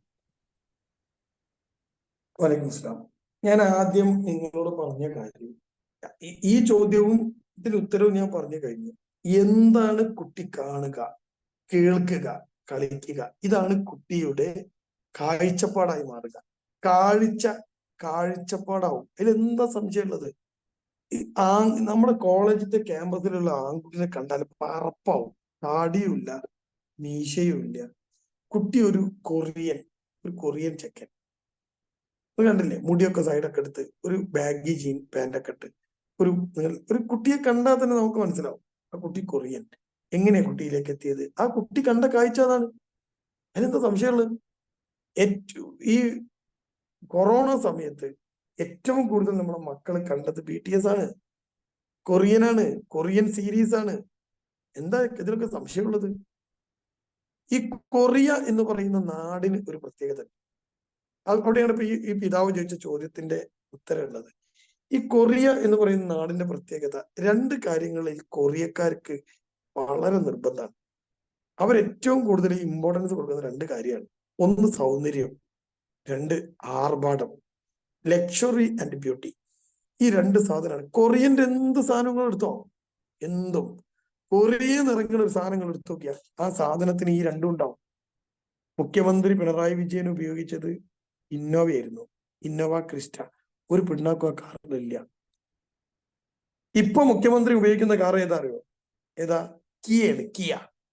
കിയ കാറിന്റെ പ്രത്യേകത എന്താ? കൊറിയനാണ്. കിയ കൊറിയൻ കമ്പനിയാണ്. കാണാൻ നല്ല ഭംഗിയാണ് കാറ്, നല്ല ലക്ഷറിയാണ്. 35 ലക്ഷം റുപ്യ കൊടുത്ത് ഇന്നോവ വാങ്ങിയാൽ ഒരു പിണ്ണാക്കില്ല, ഒരു റൂഫില്ല, അതിന്റെ അകത്ത് സാധനമില്ല. മറ്റേ നിങ്ങള് കൊറിയന്റെ കാർ വാങ്ങി നോക്ക്, ഒരു 360 ഡിഗ്രി ക്യാമറ ഉൾപ്പെടെ എല്ലാ സാധനവും ഒരു 20 ലക്ഷം റുപ്യക്ക് കിട്ടും.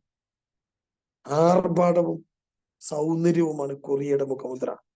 ഏറ്റവും കൂടുതൽ സൗന്ദര്യവർദ്ധക വസ്തുക്കൾ ലോകത്ത് മുഴുവൻ കയറ്റി അയക്കുന്ന നാട് കൊറിയയാണ്. കൊറിയയിലാണ് ഏറ്റവും കൂടുതൽ സൗന്ദര്യവർദ്ധക വസ്തുക്കളുടെ കേന്ദ്രങ്ങളുള്ളത്. ഈ കൊറിയയെ ഇങ്ങനെ സ്ഥിരമായിട്ട് കണ്ട് ഫോളോ ചെയ്യുന്ന കുട്ടി സൗന്ദര്യബോധം കൂടും. ആ ചോദ്യം ഉത്തരം ഞാൻ നേരത്തെ പറഞ്ഞതാണ്. കാഴ്ചയും കേൾവിയും കളിയുമാണ് കുട്ടിയുടെ കാഴ്ചപ്പാടും വ്യക്തിത്വവുമായി മാറുക. അപ്പൊ കുട്ടി കണ്ട കാഴ്ചയാണ്. ഇനി അത് ഒരു മതബോധം കുട്ടിക്ക് കൊടുത്ത് ബോധ്യപ്പെടുത്തി തിരിച്ചു കൊണ്ടുവരേ നിവൃത്തിയുള്ളൂ. ഞാനൊക്കെ ഒരുപാട് ക്ലാസ്സുകളിൽ ഈ കൊറിയയെ കുറിച്ച് കുട്ടികളോട് പറയാറുണ്ട്. അത് ബോധ്യപ്പെടുത്തി തിരിച്ചു കൊണ്ടുവരാതെ നിവൃത്തിയില്ല. ഒരു കാര്യം കൂടി, കൊറിയൻ സീരീസ്, ഈ സെക്സ് എന്ന് പറയുന്ന സാധനം കുട്ടിക്ക് ഇഷ്ടമല്ല, പ്രത്യേകിച്ച് പെൺകുട്ടിയൊക്കെ. സെക്ഷൽ ആയിട്ടുള്ള ഒരു വീഡിയോ, ഒരു പോൺ വീഡിയോ ഒരു പെൺകുട്ടി വല്ലാതെ കാണൂല. ഒക്കെ അത് അറപ്പുണ്ടാക്കും, വെറുപ്പുണ്ടാക്കും. റൊമാൻസ് കുട്ടിക്ക് ഇഷ്ടമാണ്. 2 ആൾക്കാരിങ്ങനെ അടുത്തുനിന്ന് വർത്താനം പറയുക, ഒരു കിസ് ചെയ്യുക, ഹഗ് ചെയ്യുക, ഇത് കുട്ടി ഭയങ്കര ഇഷ്ടമാണ്. കൊറിയൻ സീരീസുകളിൽ സെക്സ് ഉണ്ടാവില്ല, റൊമാൻസ് ഉണ്ടാവുക. അതുകൊണ്ട് തന്നെയാണ് കുട്ടികൾ ഈ പ്രേമത്തേക്ക് വരാൻ കാരണം. അപ്പൊ കാണുന്നത് കാഴ്ചയാണ്, കാഴ്ചപ്പാടാവുക എന്ന് നമ്മൾ മനസ്സിലാക്കിയാൽ മതി. അതിന്റെ ഒരു മറു കാഴ്ച ഒരുക്കുക, ഒരു മറു കാഴ്ച വീടിനകത്ത് ഒരുക്കി കൊടുക്കാനും അത് കുട്ടിക്ക് ബോധ്യപ്പെടുത്തി കൊടുക്കാനും കഴിയണം. ഉപദേശിച്ചിട്ട് കാര്യമില്ല, ബോധ്യപ്പെടണം. ഇതല്ല, ഇതാണ് ശരി എന്ന് ബോധ്യപ്പെട്ടാൽ കുട്ടി മാറും. അത് ബോധ്യപ്പെടുത്തി കൊടുക്കാൻ പാരന്റ്സിന് കഴിഞ്ഞാൽ നമ്മൾ രക്ഷപ്പെട്ടു, ഇൻഷാ അല്ലാഹ്.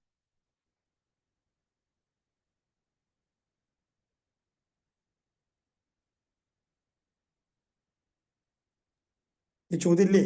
ഉണ്ട് ചോദ്യം, പള്ളർച്ചുണ്ട്. അപ്പോ അടുത്ത ക്വസ്റ്റ്യൻ ഇൻഷാല്ല ഒരു സഹോദരി ചോദിച്ചതായിരുന്നു. വിഷയം എന്താന്ന് പറഞ്ഞു കഴിഞ്ഞാല്, ഭർത്താവ് ജോലി തിരക്കുകളും മറ്റുമായിട്ട് പുറത്തല്ലെങ്കിൽ വേറെ എവിടെയെങ്കിലും ഒക്കെ ആയിരിക്കും. മക്കള് 2-3 ആളുണ്ട്. അപ്പോ ഇവരെ ആണെങ്കിലോ കൺട്രോൾ ചെയ്തിട്ട് കൈക്ക് കിട്ടുന്നുമില്ല. എന്താണ് ചെയ്യാന്നുള്ളത് കൈമലർത്തി ചോദിച്ചിരിക്കുക. എന്താ ചെയ്യാ? കൺട്രോൾ, ഇതിന് മലയാളം നിയന്ത്രണം എന്നാണ്. നിയന്ത്രണം നഷ്ടപ്പെട്ടാൽ അപകടം ഉണ്ടാകും. എന്താ സംശയമുള്ളത്? വിമാനം കോഴിക്കോട് എയർപോർട്ടിൽ മൂക്ക് കുത്തിയത് നിയന്ത്രണം നഷ്ടപ്പെട്ടപ്പോഴാണ്. നിയന്ത്രണം എവിടെ നഷ്ടപ്പെട്ടാലും അവിടെ അപകടം ഉണ്ടാവും. കാറ് നിയന്ത്രണം നഷ്ടപ്പെട്ട അപകടം ഉണ്ടാവും. കുട്ടികളെ വളർത്തുന്നതിലെ അടുത്ത ഒരു പ്രധാന പാഠം നിയന്ത്രണം എന്നതാണ്. കുട്ടികളെ വളർത്തുന്നതിലെ ഒരു നിയന്ത്രണം മാതാവിന്റെ പിതാവിന്റെയും കയ്യിൽ വേണം. ഞാനൊരു കുട്ടിയെ കണ്ടു ഈ അടുത്ത ദിവസം. ബാപ്പക്കും ഉമ്മക്കും വളരെ ലേറ്റ് ആയിട്ടുണ്ടായ ഒരു കുട്ടിയാണ്. ബാപ്പാക്ക് 72 വയസ്സുണ്ട്, ഉമ്മാക്ക് 67 വയസ്സുണ്ട്. വയ്യ 2 പേർക്കും. കുട്ടിക്ക് 14 വയസ്സാണ് പ്രായം. ഇപ്പൊ എപ്പോഴാണ് ഉണ്ടായത് നിങ്ങൾ ആലോചിച്ചാൽ മതി. അത്രയും ലേറ്റ് ആയിട്ട് ഉണ്ടായതാണ്. ഈ കുട്ടിയുടെ മൂത്തെത്താത്തക്ക് ഈ കുട്ടിയെക്കാളും മൂത്തൊരു കുട്ടിയുണ്ട്. അപ്പൊ നിങ്ങൾ ചിന്തിച്ചാൽ മതി ഈ കുട്ടീന്റെ അവസ്ഥ. ഈ വാപ്പയും 2 പെൺകുട്ടികളെ കെട്ടിച്ചു വിട്ട് അവസാനം കിട്ടിയ ആൺകുട്ടീനെ വല്ലാതെ സ്നേഹിച്ചു വളർത്തി. ഇപ്പൊ ഈ ആൺകുട്ടീനെ തല്ലാൻ നിയന്ത്രിക്കാനുള്ള ആവത് ഇവർക്കില്ല. അവൻ ഫോൺ ഇങ്ങനെ ചോദിക്കും, ഫോൺ ഇതാ. അമ്മ പറയും തരൂല്ല. തരൂല്ലേ? മര്യാദക്ക് തന്നോ, തന്നില്ലെങ്കിൽ എന്റെ സ്വഭാവം മാറും. ഈ കുട്ടി ഉമ്മനെ ഭീഷണിപ്പെടുത്താണ്. ഉമ്മ ചെറിയ തോക്കെടുക്കുമ്പോൾ അവൻ AK-47 തിരിച്ചെടുക്കും. ഇതാണ് ഇപ്പൊ അവസ്ഥ. അവര് എന്നോട് ചോദിക്കുന്നത് നിയന്ത്രിക്കാൻ വയ്യ. നിയന്ത്രണം ഇല്ലെങ്കിൽ കുട്ടികൾ കേടുവരും. ഈ ബാപ്പാക്ക് ജോലി തിരക്കാണ്. ഉമ്മ അങ്ങനെയാണെങ്കിൽ രണ്ടുപേരും കൂടി ചേർന്ന് ഇതിനൊരു സ്ട്രാറ്റജി ഉണ്ടാക്കണം. നിയന്ത്രിച്ചേ പറ്റൂ. അതിന്റെ പേരാണ് വളർത്തൽ. മറ്റേത് വളരെയാണ്. നമ്മളൊരു ചെടി കൊണ്ടുവച്ച് അതിന്റെ വെട്ടി ഒതുക്കി അങ്ങനെ അതിന്റെ വളർച്ചയെ നിയന്ത്രിക്കുമ്പോഴാണല്ലോ നമ്മൾ ആ ചെടി വളർത്താന്ന് പറയാം. അപ്പോൾ ഈ കുട്ടിയെ കൃത്യമായി നിയന്ത്രിക്കാൻ പറ്റണം. ഉമ്മ ബാപ്പ കൈമലർത്തിയാൽ ഉമ്മാക്ക് നിയന്ത്രിക്കാൻ കഴിയാത്ത, ബാപ്പാക്ക് അനുസരിപ്പിക്കാൻ കഴിയാത്ത ഒരു കുട്ടിയെ ദുനിയാവിൽ ആർക്കും കൺട്രോൾ ചെയ്യാൻ കഴിയില്ല എന്ന് നമ്മൾ മനസ്സിലാക്കണം. അപ്പൊ നമ്മൾ അത് കൈമലർത്തിയതുകൊണ്ട് കാര്യമില്ല, കൺട്രോൾ ചെയ്തേ പറ്റൂ. അതിനുള്ള സ്ട്രാറ്റജി ഉണ്ടാക്കിയേ പറ്റൂ. കൗൺസിലിംഗ് എങ്കിൽ കൗൺസിലിംഗ്, ബാപ്പാനെ വീട്ടിൽ നിർത്തണമെങ്കിൽ വീട്ടിൽ നിർത്തല്. ഈ പൈസ മുഴുവൻ അധ്വാനിച്ചുണ്ടാക്കിയിട്ട് അവസാനം ഈ ബാപ്പാക്ക് എന്താ ഉണ്ടാവുക? സ്വൈര്യ സമാധാനം നഷ്ടപ്പെടും. അപ്പൊ അതിനുള്ള ഒരു സമയവും സന്ദർഭവും ഉണ്ടാക്കിയേ പറ്റുള്ളൂ. ആ നിയന്ത്രണം കിട്ടിയേ പറ്റുള്ളൂ. ഇൻഷാ അല്ലാഹ്. അടുത്ത ക്വസ്റ്റ്യൻ, മകൻ ഹൈപ്പർ ആക്റ്റീവ് ആണ്, എങ്ങനെയാണ് കൺട്രോൾ ചെയ്യാന്നുള്ളത് തന്നെയാണ് ഇവിടെയും വന്നിട്ടുള്ള ക്വസ്റ്റ്യൻ. ഹൈപ്പർ ആക്ടിവിറ്റി ആണ് അവർ പ്രധാനമായിട്ടും എടുത്തു ചോദിച്ചിട്ടുള്ളത്. ഹൈപ്പർ ആക്ടിവിറ്റി രോഗമായി മാറുക അത് ADHD ആകുമ്പോഴാണ്. Attention deficit hyper activity disorder, അതിനാണ് ADHD എന്ന് പറയുക. കുട്ടി ഒരു സ്ഥലത്ത് മടങ്ങിയിരിക്കില്ല, ചാടിക്കൊണ്ടിരിക്കും. അതിനാണ് നമ്മൾ ADHD എന്ന് പറയാം. ADHDയെ ലേണിംഗ് ഡിസബിലിറ്റിയുടെ ഗണത്തിൽപ്പെടുത്തും. കാരണം ADHD ഉള്ള കുട്ടിക്ക് ആകെയുള്ള പ്രശ്നം പഠിക്കൂല എന്നുള്ളതാണ്. കുട്ടിക്ക് ശ്രദ്ധ കുറവായിരിക്കും. അറ്റൻഷൻ ഡെഫിസിറ്റ് എന്ന് പറഞ്ഞാൽ ശ്രദ്ധ കുറവ് എന്നാണ്. ഈ ശ്രദ്ധ കുറവായിരിക്കും, അതുകൊണ്ട് കുട്ടി ബുദ്ധി ഉണ്ടാവും, പക്ഷെ കുട്ടിക്ക് പഠിക്കാൻ കഴിയില്ല. ADHD ഉള്ള കുട്ടിയെ നമ്മൾ കൃത്യമായിട്ട് ചികിത്സിച്ചിട്ടില്ലെങ്കിൽ, കൗൺസിലിങ്ങും ഒക്കെ നടത്തിയിട്ടില്ലെങ്കിൽ ആ കുട്ടി പഠനത്തിൽ പുറകിലാവും. ADHD ഏകദേശം ഒരു 12 വയസ്സ് 13 വയസ്സോട് കൂടി അവസാനിക്കും, പക്ഷെ കുട്ടി പഠനത്തിൽ പുറകിലാവും. അതുകൊണ്ട് ആ സമയത്ത് കൗൺസിലിങ്ങും ട്രീറ്റ്മെന്റും കൊടുത്ത് കുട്ടിയെ പഠനത്തിലേക്ക് കൊണ്ടുവരണം. ഹൈപ്പർ ആക്ടിവിറ്റി എന്ന് പറയുന്നത് ഒരു രോഗമല്ല. ADHD ഒരു ഡിസോർഡർ ആയിട്ട് നമ്മൾ, ഹൈപ്പർ ആക്ടിവിറ്റി ഒരു ഡിസോർഡർ അല്ല. കുട്ടികൾക്ക് എനർജി വളരെ കൂടുതലായിരിക്കും. അതാണ് കുട്ടി എനർജിയാണ് കുട്ടിയെ വളർത്തുന്നത്. ചെറിയ കുട്ടിക്ക് നിങ്ങൾ പാല് കൊടുത്തു നോക്ക്, മലർന്ന് കിടക്കുന്ന ഒരു കുട്ടിക്ക് നിങ്ങൾ പാല് കൊടുത്തു നോക്ക്, അത് കയ്യും കാലും ഇട്ട് അടിക്കും. എന്തിനാണെന്നറിയോ? അതാണ് അതിന്റെ ആക്ടിവിറ്റി. അതിലൂടെയാണ് അതിന്റെ ഭക്ഷണം ദഹിക്കുന്നത്. കുറച്ചുകൂടി വലുതാകുമ്പോൾ കുട്ടിക്ക് ഓട്ടം ചാട്ടം. സ്കൂളിന്റെ ഗ്രൗണ്ടിൽ നിങ്ങൾ പോയി നോക്ക്, ഒരു കുട്ടിന്റെ ബാക്കിൽ മറ്റൊരു കുട്ടി 2-3 റൗണ്ട് ഇങ്ങനെ ഓടും. ആ കുട്ടിന്റെ പിറകിൽ ഒരു മാഷ് ഓടിയാൽ പകുതി റൗണ്ട് എത്തുമ്പോഴേക്ക് തളർന്നു വീഴും. ടീച്ചർക്ക് തീരെ ഓടാൻ കഴിയില്ല. അപ്പുറത്ത് മിനി ബസ് പോയി നിർത്തിയാൽ അതിലേക്ക് നടക്കാൻ പോലും വയ്യ ടീച്ചർമാർക്ക്. കാരണം വയ്യ. കുട്ടിയോ എന്തൊരു എനർജിയാണ്! ഈ ഒരു കുട്ടീന്റെ ബാക്കിൽ എത്ര ഓടും? ഫുട്ബോൾ കളിക്കുന്നിടത്ത് പോയി നോക്കി, എന്തൊരു എനർജിയാണ്!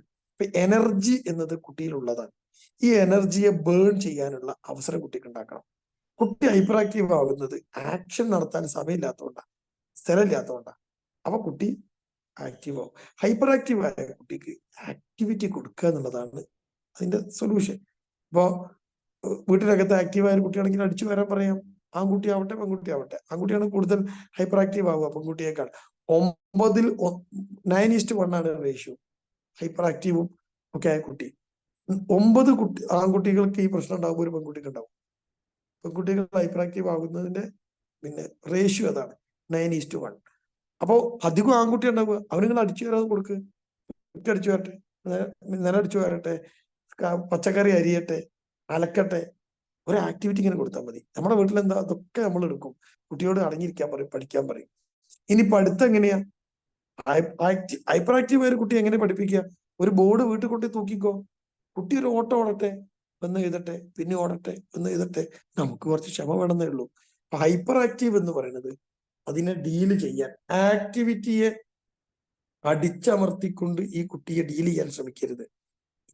ഈ കുട്ടിയുടെ എനർജിയെ നമ്മൾ ഒതുക്കാൻ ശ്രമിച്ചാൽ അതിനേക്കാൾ ശക്തമായിട്ട് അത് ആക്ടിവിറ്റി തിരിച്ചു വരും. എന്ന് പറഞ്ഞാൽ ഹൈപ്പർ ആക്റ്റീവ് കുട്ടി ഒരു സ്പ്രിങ് ആണ് എന്ന് നമ്മുടെ മനസ്സിൽ വേണം. ഇതൊരു സ്പ്രിങ് ആണ്. ഈ സ്പ്രിങ്ങിനെ നിങ്ങൾ എത്രത്തോളം അമർത്തുന്നോ വിട്ടാൽ അത്ര ഹൈറ്റ് ചാടും. സ്പ്രിങ് അമർത്തിയില്ലെങ്കിൽ ചാട്ടൽ കുറയും. അത്രേ ഉള്ളൂ.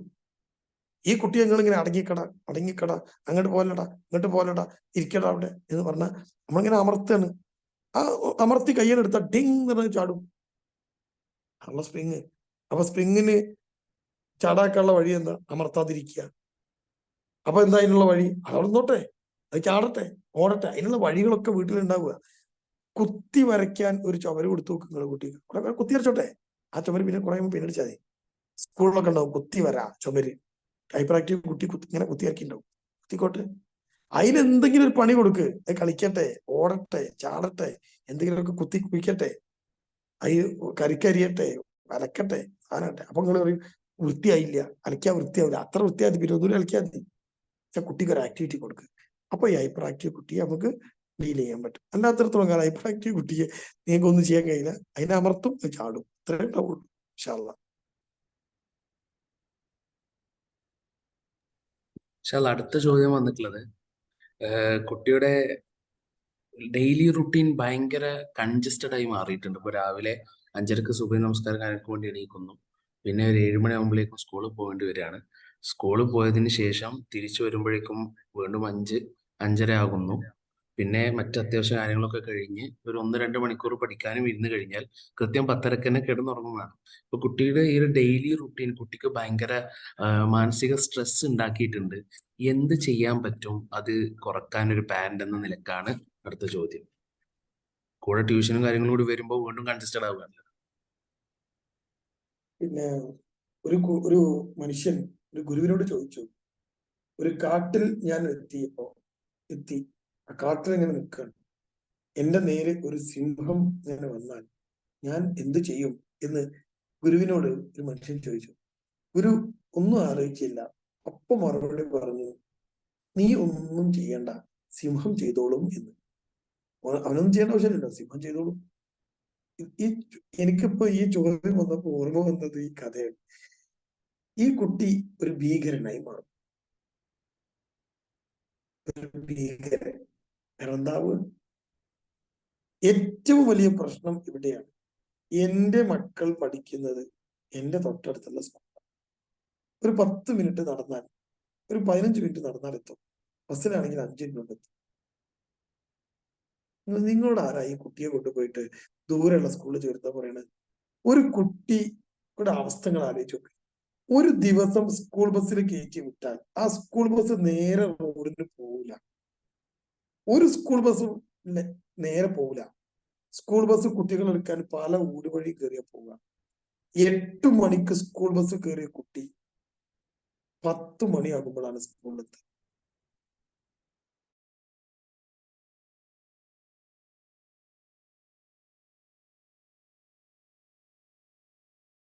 രാവിലത്തെ എനർജി ഉള്ള 2 മണിക്കൂർ ബസ് പോയല്ലോ, പോയി. അത് കഴിഞ്ഞ് കുട്ടി സ്കൂൾ വിടുമ്പോൾ കുട്ടി കയറിയ കുട്ടി 6 മണിക്കാണ് വീട്ടിലെത്തുക. 2 മണിക്കൂർ യാത്ര അവിടെ പോയില്ലേ? എന്തിനാ കുട്ടി എങ്ങനെ പിടിപ്പിക്കുന്നത്? അപ്പൊ നിങ്ങൾ ഉത്തരം പറയേണ്ട ചോദ്യങ്ങളാണ്. ഒരു കുട്ടിക്ക് ഞാൻ നേരത്തെ പറഞ്ഞ പോലെ എനർജി കത്തിച്ച് കളയാൻ സമയം വേണം. പാരന്റ്സിന്റെ കൂടെ നിൽക്കാൻ സമയം വേണം. ഉമ്മാന്റെ മുഖത്ത് വെക്കാൻ സമയം വേണം. പഠിക്കുക എന്ന് പറഞ്ഞാൽ ഈ കുട്ടി പഠിക്കില്ല. അപ്പൊ ഇതൊക്കെ ഉള്ള സ്വസ്ഥമായ സമാധാനമായ ഒരു ഷെഡ്യൂൾ നമ്മുടെ വിദ്യാഭ്യാസ സമ്പ്രദായത്തിന് എന്തോ മാറ്റണം എന്ന് ഞാൻ നേരത്തെ കൂടെ പറഞ്ഞില്ല. അത് രാവിലെ 10 മുതൽ വൈകുന്നേരം 4 വരെ സ്കൂളിൽ ഇരുത്തിയ ഒരു സമ്പ്രദായം ലോകത്തോടെ ഇല്ല. ഗൾഫിലൊക്കെ സിസ്റ്റം എന്താ? ഏർലി മോർണിംഗ് ക്ലാസ് തുടങ്ങും, 7 മണിക്ക്. നമുക്ക് തീരും, കുട്ടി കിടന്നുറങ്ങും, കളിക്കും, പഠിക്കും. നമ്മൾ നല്ല സമയമൊക്കെ കുട്ടി പോയി 7 മണി സ്കൂൾ ബസ്സിൽ പോയി, 10:30 സ്കൂളിലെത്തും. എന്നിട്ടോ ഉത്തരേന്ത്യയിൽ പോയപ്പോ അവിടുത്തെ ഒരു വിദ്യാഭ്യാസ സ്ഥാപനം ഞാൻ സന്ദർശിച്ചു. പേര് ഞാൻ പെട്ടെന്ന് എനിക്ക് ഓർമ്മ വരില്ല. വിദ്യാനികേതൻ എന്തൊരു പേരാണ്, സംതിങ്. 1 മുതൽ LKG മുതൽ 7ാം ക്ലാസ് വരെയാണ് ആ സ്കൂള്. 7 വരെ ഉള്ളൂ. അടിപൊളി സ്കൂളാണ്. സ്കൂളിന്റെ ടൈം ടേബിൾ കണ്ട് ഞാൻ ഞെട്ടി. രാവിലെ 11 മണി വരെ ക്ലാസ് ഇല്ല. കുട്ടികൾക്ക് 8 മണി മുതൽ സ്കൂളിലെത്താം, 10 മണി വരെ. ഇന്നത്തെ സമയമില്ല, 8 മണിക്ക് സ്കൂളിലെത്താം. 10 മണിക്ക് സ്കൂളിലെത്താം, ശേഷം സ്കൂളിൽ കയറ്റില്ല. 8 മണി മുതൽ 10 മണി വരെ സ്കൂളിൽ കുട്ടിക്ക് എത്താം. കുട്ടിക്ക് 11 മണി വരെ എന്താ പണി എന്നറിയും? ആ കുട്ടികളെ ഗ്രൗണ്ടിൽ കണ്ടു വിടും. കളിച്ച് മതിയായിട്ട് ആ കുട്ടി വരിക. 11 മണിക്ക് കുട്ടി ക്ലാസ് കളിച്ച് ക്ഷീണിച്ച കുട്ടിയെ ക്ലാസ്സിൽ വരാം. മുഴുവൻ എനർജി കത്തിച്ച് കളിച്ചിട്ട് ക്ലാസ് കിട്ടും. എന്നിട്ട് ആ കുട്ടിക്ക് ഒരു ഭക്ഷണം കൊടുക്കും. 11 മണിക്ക് സ്കൂളിൽ ഒരു ഭക്ഷണം കൊടുക്കും. ആ ഭക്ഷണം കഴിച്ച് കുട്ടികൾ ഫ്രഷ് ആയിട്ട് വേർത്ത് കുളിച്ച കുട്ടി ഒന്ന് ഫ്രഷ് ആയിട്ട് ക്ലാസ് റൂം, നല്ല ഫാനും സൗകര്യവും ഒക്കെ ഉള്ള അടിപൊളി ക്ലാസ് റൂം കുട്ടി ചെന്നിരിക്കും. കുട്ടീന്റെ കളി കഴിഞ്ഞു, ഇനി കുട്ടിക്ക് റെസ്റ്റ് വേണം. ആ സമയത്ത് ആ കുട്ടിനെ പഠിപ്പിക്കുക. 11 മണി മുതൽ 1 മണി വരെയാണ് ക്ലാസ്. 1 മണിക്ക് ഭക്ഷണം കഴിഞ്ഞാൽ പിന്നെ റെസ്റ്റ് കുറച്ചു നേരം. അത് കഴിഞ്ഞ് കുട്ടീനെ 1 മണിക്കൂർ കൂടി പഠിപ്പിച്ച് ഒരു വിട്ടു. 3 മണിക്ക് കുട്ടി സ്കൂളിൽ പോകും. സ്കൂളിൽ നിന്ന് വിട്ടു. പാരന്റ്സിന്റെ കൂടെയാണ് കുട്ടിക്ക് വരാൻ പറ്റുക. സ്കൂൾ ബസ് കുറവാണ്. ഈ സിസ്റ്റം എന്തുകൊണ്ടാണ് സ്കൂളിൽ വരാൻ? നമ്മുടെ ലക്ഷ്യം പഠിപ്പിക്കുക എന്നുള്ളത് അല്ലെ? അപ്പോ ഈ കുട്ടികളെ ഒന്ന് ഫ്രീ ആക്കുക. സ്കൂളിൽ കുറച്ച് കൂടുതൽ സമയമുള്ള കുട്ടിയെ ട്യൂഷൻ ഒഴിവാക്കുക. ചെറിയ കുട്ടികൾക്ക് ട്യൂഷൻ വേണ്ട. അങ്ങനെ എല്ലാറ്റിനും സമയമുള്ള ഒരു റുട്ടീൻ സെറ്റ് ചെയ്തേ പറ്റൂ. അല്ലെങ്കിൽ കുട്ടി ഭീകരനാവും എന്ന് നമ്മൾ ഓർക്കുക. അതൊക്കെ നമ്മളുടെ തീരുമാനത്തിനനുസരിച്ച് എടുക്കുന്ന സാധനങ്ങളാണ്. ഇൻഷാ അല്ലാഹ് ആ രൂപത്തിലേക്ക് അതിനെ മാറ്റിയെടുക്കാൻ വേണ്ടി ശ്രമിക്കണം. ഇൻഷാ അല്ലാഹ്. ഇൻഷാ അല്ലാ നിങ്ങൾ അത്യാവശ്യം മുതലാക്കിയിരിക്കണ്. ഇപ്പൊ നമ്മൾ അവസാനത്തെ ചോദ്യത്തിലേക്ക് കടക്കുകയാണ്. അവസാനത്തെ ചോദ്യം എന്താന്ന് പറഞ്ഞു കഴിഞ്ഞാല്, ദീനി സാഹചര്യങ്ങൾ വീട്ടിൽ കൊണ്ടുവന്നു, അത്തരം ചുറ്റുപാടുകളിൽ എന്ത് ചെയ്തു, കുട്ടികളെ വളർത്തിയെടുക്കാൻ ശ്രദ്ധിച്ചു. എന്നിട്ടും കുട്ടികൾ എന്ത് ചെയ്യാണ്, ദീനോട് താല്പര്യം കാണിക്കാത്തവരായി മാറുന്നു, അല്ലെങ്കിൽ ദീനോട് പ്രതിബദ്ധത ഇല്ലാത്തവരായി മാറുന്നു. എന്ത് ചെയ്യാൻ പറ്റും? ദീനി സാഹചര്യം ഉണ്ടാക്കിയാൽ മാത്രം പോരാ. ആ സാഹചര്യം കുട്ടിക്ക് ഫ്രണ്ട്ലിയാണ് ഇവിടെ നോക്കുന്നത്. ദീൻ എന്ന് പറയുന്ന സാധനം ഒക്കത്തിന് നോ പറയലാണ്. ദീൻ എന്ന് പറയുന്ന സാധനം എപ്പോഴും നിസ്കാരം നോമ്പുമാണ് എന്ന് കുട്ടി മനസ്സിലാക്കിയാൽ ഇത് പ്രശ്നമാണ്. എന്തെങ്കിലും ചെയ്യുമ്പോഴേക്കും കുട്ടി ഒരു പാട്ട് പാടുമ്പോഴേക്കും കുട്ടി ഒന്ന് ഇളകുമ്പോഴേക്കും ഡാൻസ് കളിക്കാം, പാട്ട് പാടാന്നൊക്കെ ചോദിച്ചാൽ കുട്ടിക്ക് അത് മടുക്കുക ചെയ്യും. സാഹചര്യം ചൈൽഡ് ഫ്രണ്ട്ലി ആണ്. അപ്പൊ ഈ നമ്മുടെ വീട്ടിലൊക്കെ അവസ്ഥ നമുക്ക് ദീനിയാണ്, ഭയങ്കര ദീനിയാണ്. ആ ദീനി കണ്ട് കൂടിയിട്ട് അനങ്ങാൻ പറ്റാത്തൊരു സാഹചര്യം ഉണ്ടോ?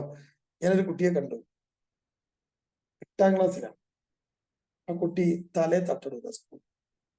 ഈ കുട്ടിയെ ഞാൻ ചെറുപ്പം മുതൽ പരിചയം, കാരണം ഞാന് പള്ളിയിലൊക്കെ പോകുമ്പോൾ ആ കുട്ടീനെ ഇങ്ങനെ കാണും. ഒരു LKG UKG പഠിക്കുന്ന സമയത്ത് ആ കുട്ടിക്ക് ഒരു മക്കനായിട്ടുണ്ട്. മക്കനെ പള്ളിക്ക് വരുമ്പോ കേട്ടുള്ളൂ. ഒരു LKG പഠിക്കുമ്പോ എന്ത് വെക്കനെ ഇടുക അറിയോ? ആളെ ഉമ്മട്ട പോലത്തെ ഒരു സലഫി മഫ്ത ഈ കുട്ടി കിട്ടുകൊടുത്തിട്ടുണ്ടാവും. ഈനെ കണ്ട ഒരു ഉമ്മാമന്റെ ഏരിയ ഒരു കുട്ടിത്താക്കുട്ടിന് മൊത്തമുണ്ടാവില്ല. ആ ചെറുപ്പം മുതൽ ഈ തട്ടട്ട് കൊടുത്ത് അത് അയക്കാൻ പറ്റില്ല എന്ന് നിർബന്ധിച്ച് പറഞ്ഞ് 8ലെത്തിയപ്പോ കുട്ടിക്ക് ഇത്തിരി ബോധം, ഒരു ധൈര്യം വെച്ച് ഒരു തട്ടൂരി വലിച്ചു. ആരാ നിങ്ങളോട് പ്രായപൂർത്തിയാവാത്ത ഒരു പെൺകുട്ടിക്ക് ഹിജാബ് എടുക്കാൻ പഠിപ്പിച്ചു? ഇത് മതം കുറച്ച് ഓവറാക്കിയതാ. ഈ കുട്ടി എൻ്റെ അടുത്ത് കൊണ്ടുവന്നു പിന്നെ പരിചയം ഉണ്ടാ കുട്ടിക്ക്, പള്ളിയിൽ നിന്നൊക്കെ കാണും. അവൾ എന്നോട് പറഞ്ഞു, ഇത് എനിക്ക് പറ്റൂല, ഇങ്ങനത്തെ ദീൻ എനിക്ക് വേണ്ട. നോക്കൂ, ഓരോ വക്തും പള്ളിയിൽ ചെന്ന് നിസ്കരിക്കുന്ന വാപ്പ, ദീനിയായ എല്ലാ ക്ലാസ്സിലും പങ്കെടുക്കണം, എല്ലാ പള്ളിക്ക് വരുമ്പോൾ കുട്ടീനെ കൊണ്ടുവരണം. പക്ഷെ ഇത്തിരി ഓവറായി പോയി കണ്ടോ നിങ്ങള്? അപ്പൊ ആ കൊടുക്കുന്ന സാധനം, ദീനി എന്ന് പറയുന്ന സാധനം student friendly, I mean child friendly കൂടി ആവണം. കുട്ടിക്കൊരു മടുപ്പുണ്ടാക്കുന്ന ഒരു സാധനമായി മാറരുത്. ഈ ഒരു താടിയും ഒരു വർദ്ധിയും ഇതിങ്ങനെ എപ്പോഴും ഖുർആൻ ക്ലാസ്സും പ്രസംഗവും സാധനങ്ങളും. കുട്ടികളും ഒന്നിച്ച് ബീച്ചിലേക്ക് പോകുമ്പോ ആ കാറിന്റെ അകത്ത് പീസ് റേഡിയോ ഓണാക്കി വെച്ച് പ്രസംഗം കേൾപ്പിക്കുന്ന ബാപ്പയെ എനിക്കറിയാം.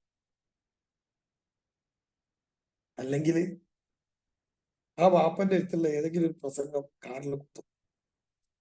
വീട്ടിൽ കയറിയത് മുതൽ ബീച്ചിലെത്തുന്നവരെ കുട്ടി പ്രസംഗം കേൾക്കുക. ചെറിയ കുട്ടികളാണ്. ഈ കുട്ടിക്ക് ദീൻ മടുക്കൂലേ? ആ കുട്ടി ബീച്ചിൽ പോകുമ്പോ ബാപ്പ കാർന്നൊരു പാട്ട് പാടിയാല് കുട്ടീന്റെ ഭാഷ പറഞ്ഞ വൈബ് മാറി. ഉമ്മ ഒരു പാട്ട് പാടിയാല് ഇനി ഒന്നുമില്ല, വർത്താനം പറഞ്ഞിങ്ങനെ പോവുക, എന്തെങ്കിലും വാങ്ങി തിന്ന് അച്ചറ ഉണ്ടാക്കി പോവുക, ഇതെല്ലാം രസം. ഈ ബാപ്പ എന്താ ചിന്തിക്കുന്നത്? കാറിന്റെ ഉള്ളിലാകുമ്പോ കുട്ടി കേൾക്കും, കേൾക്കാൻ പറ്റില്ലല്ലോ, ജീവിതത്തെ കയ്യിലല്ലോ.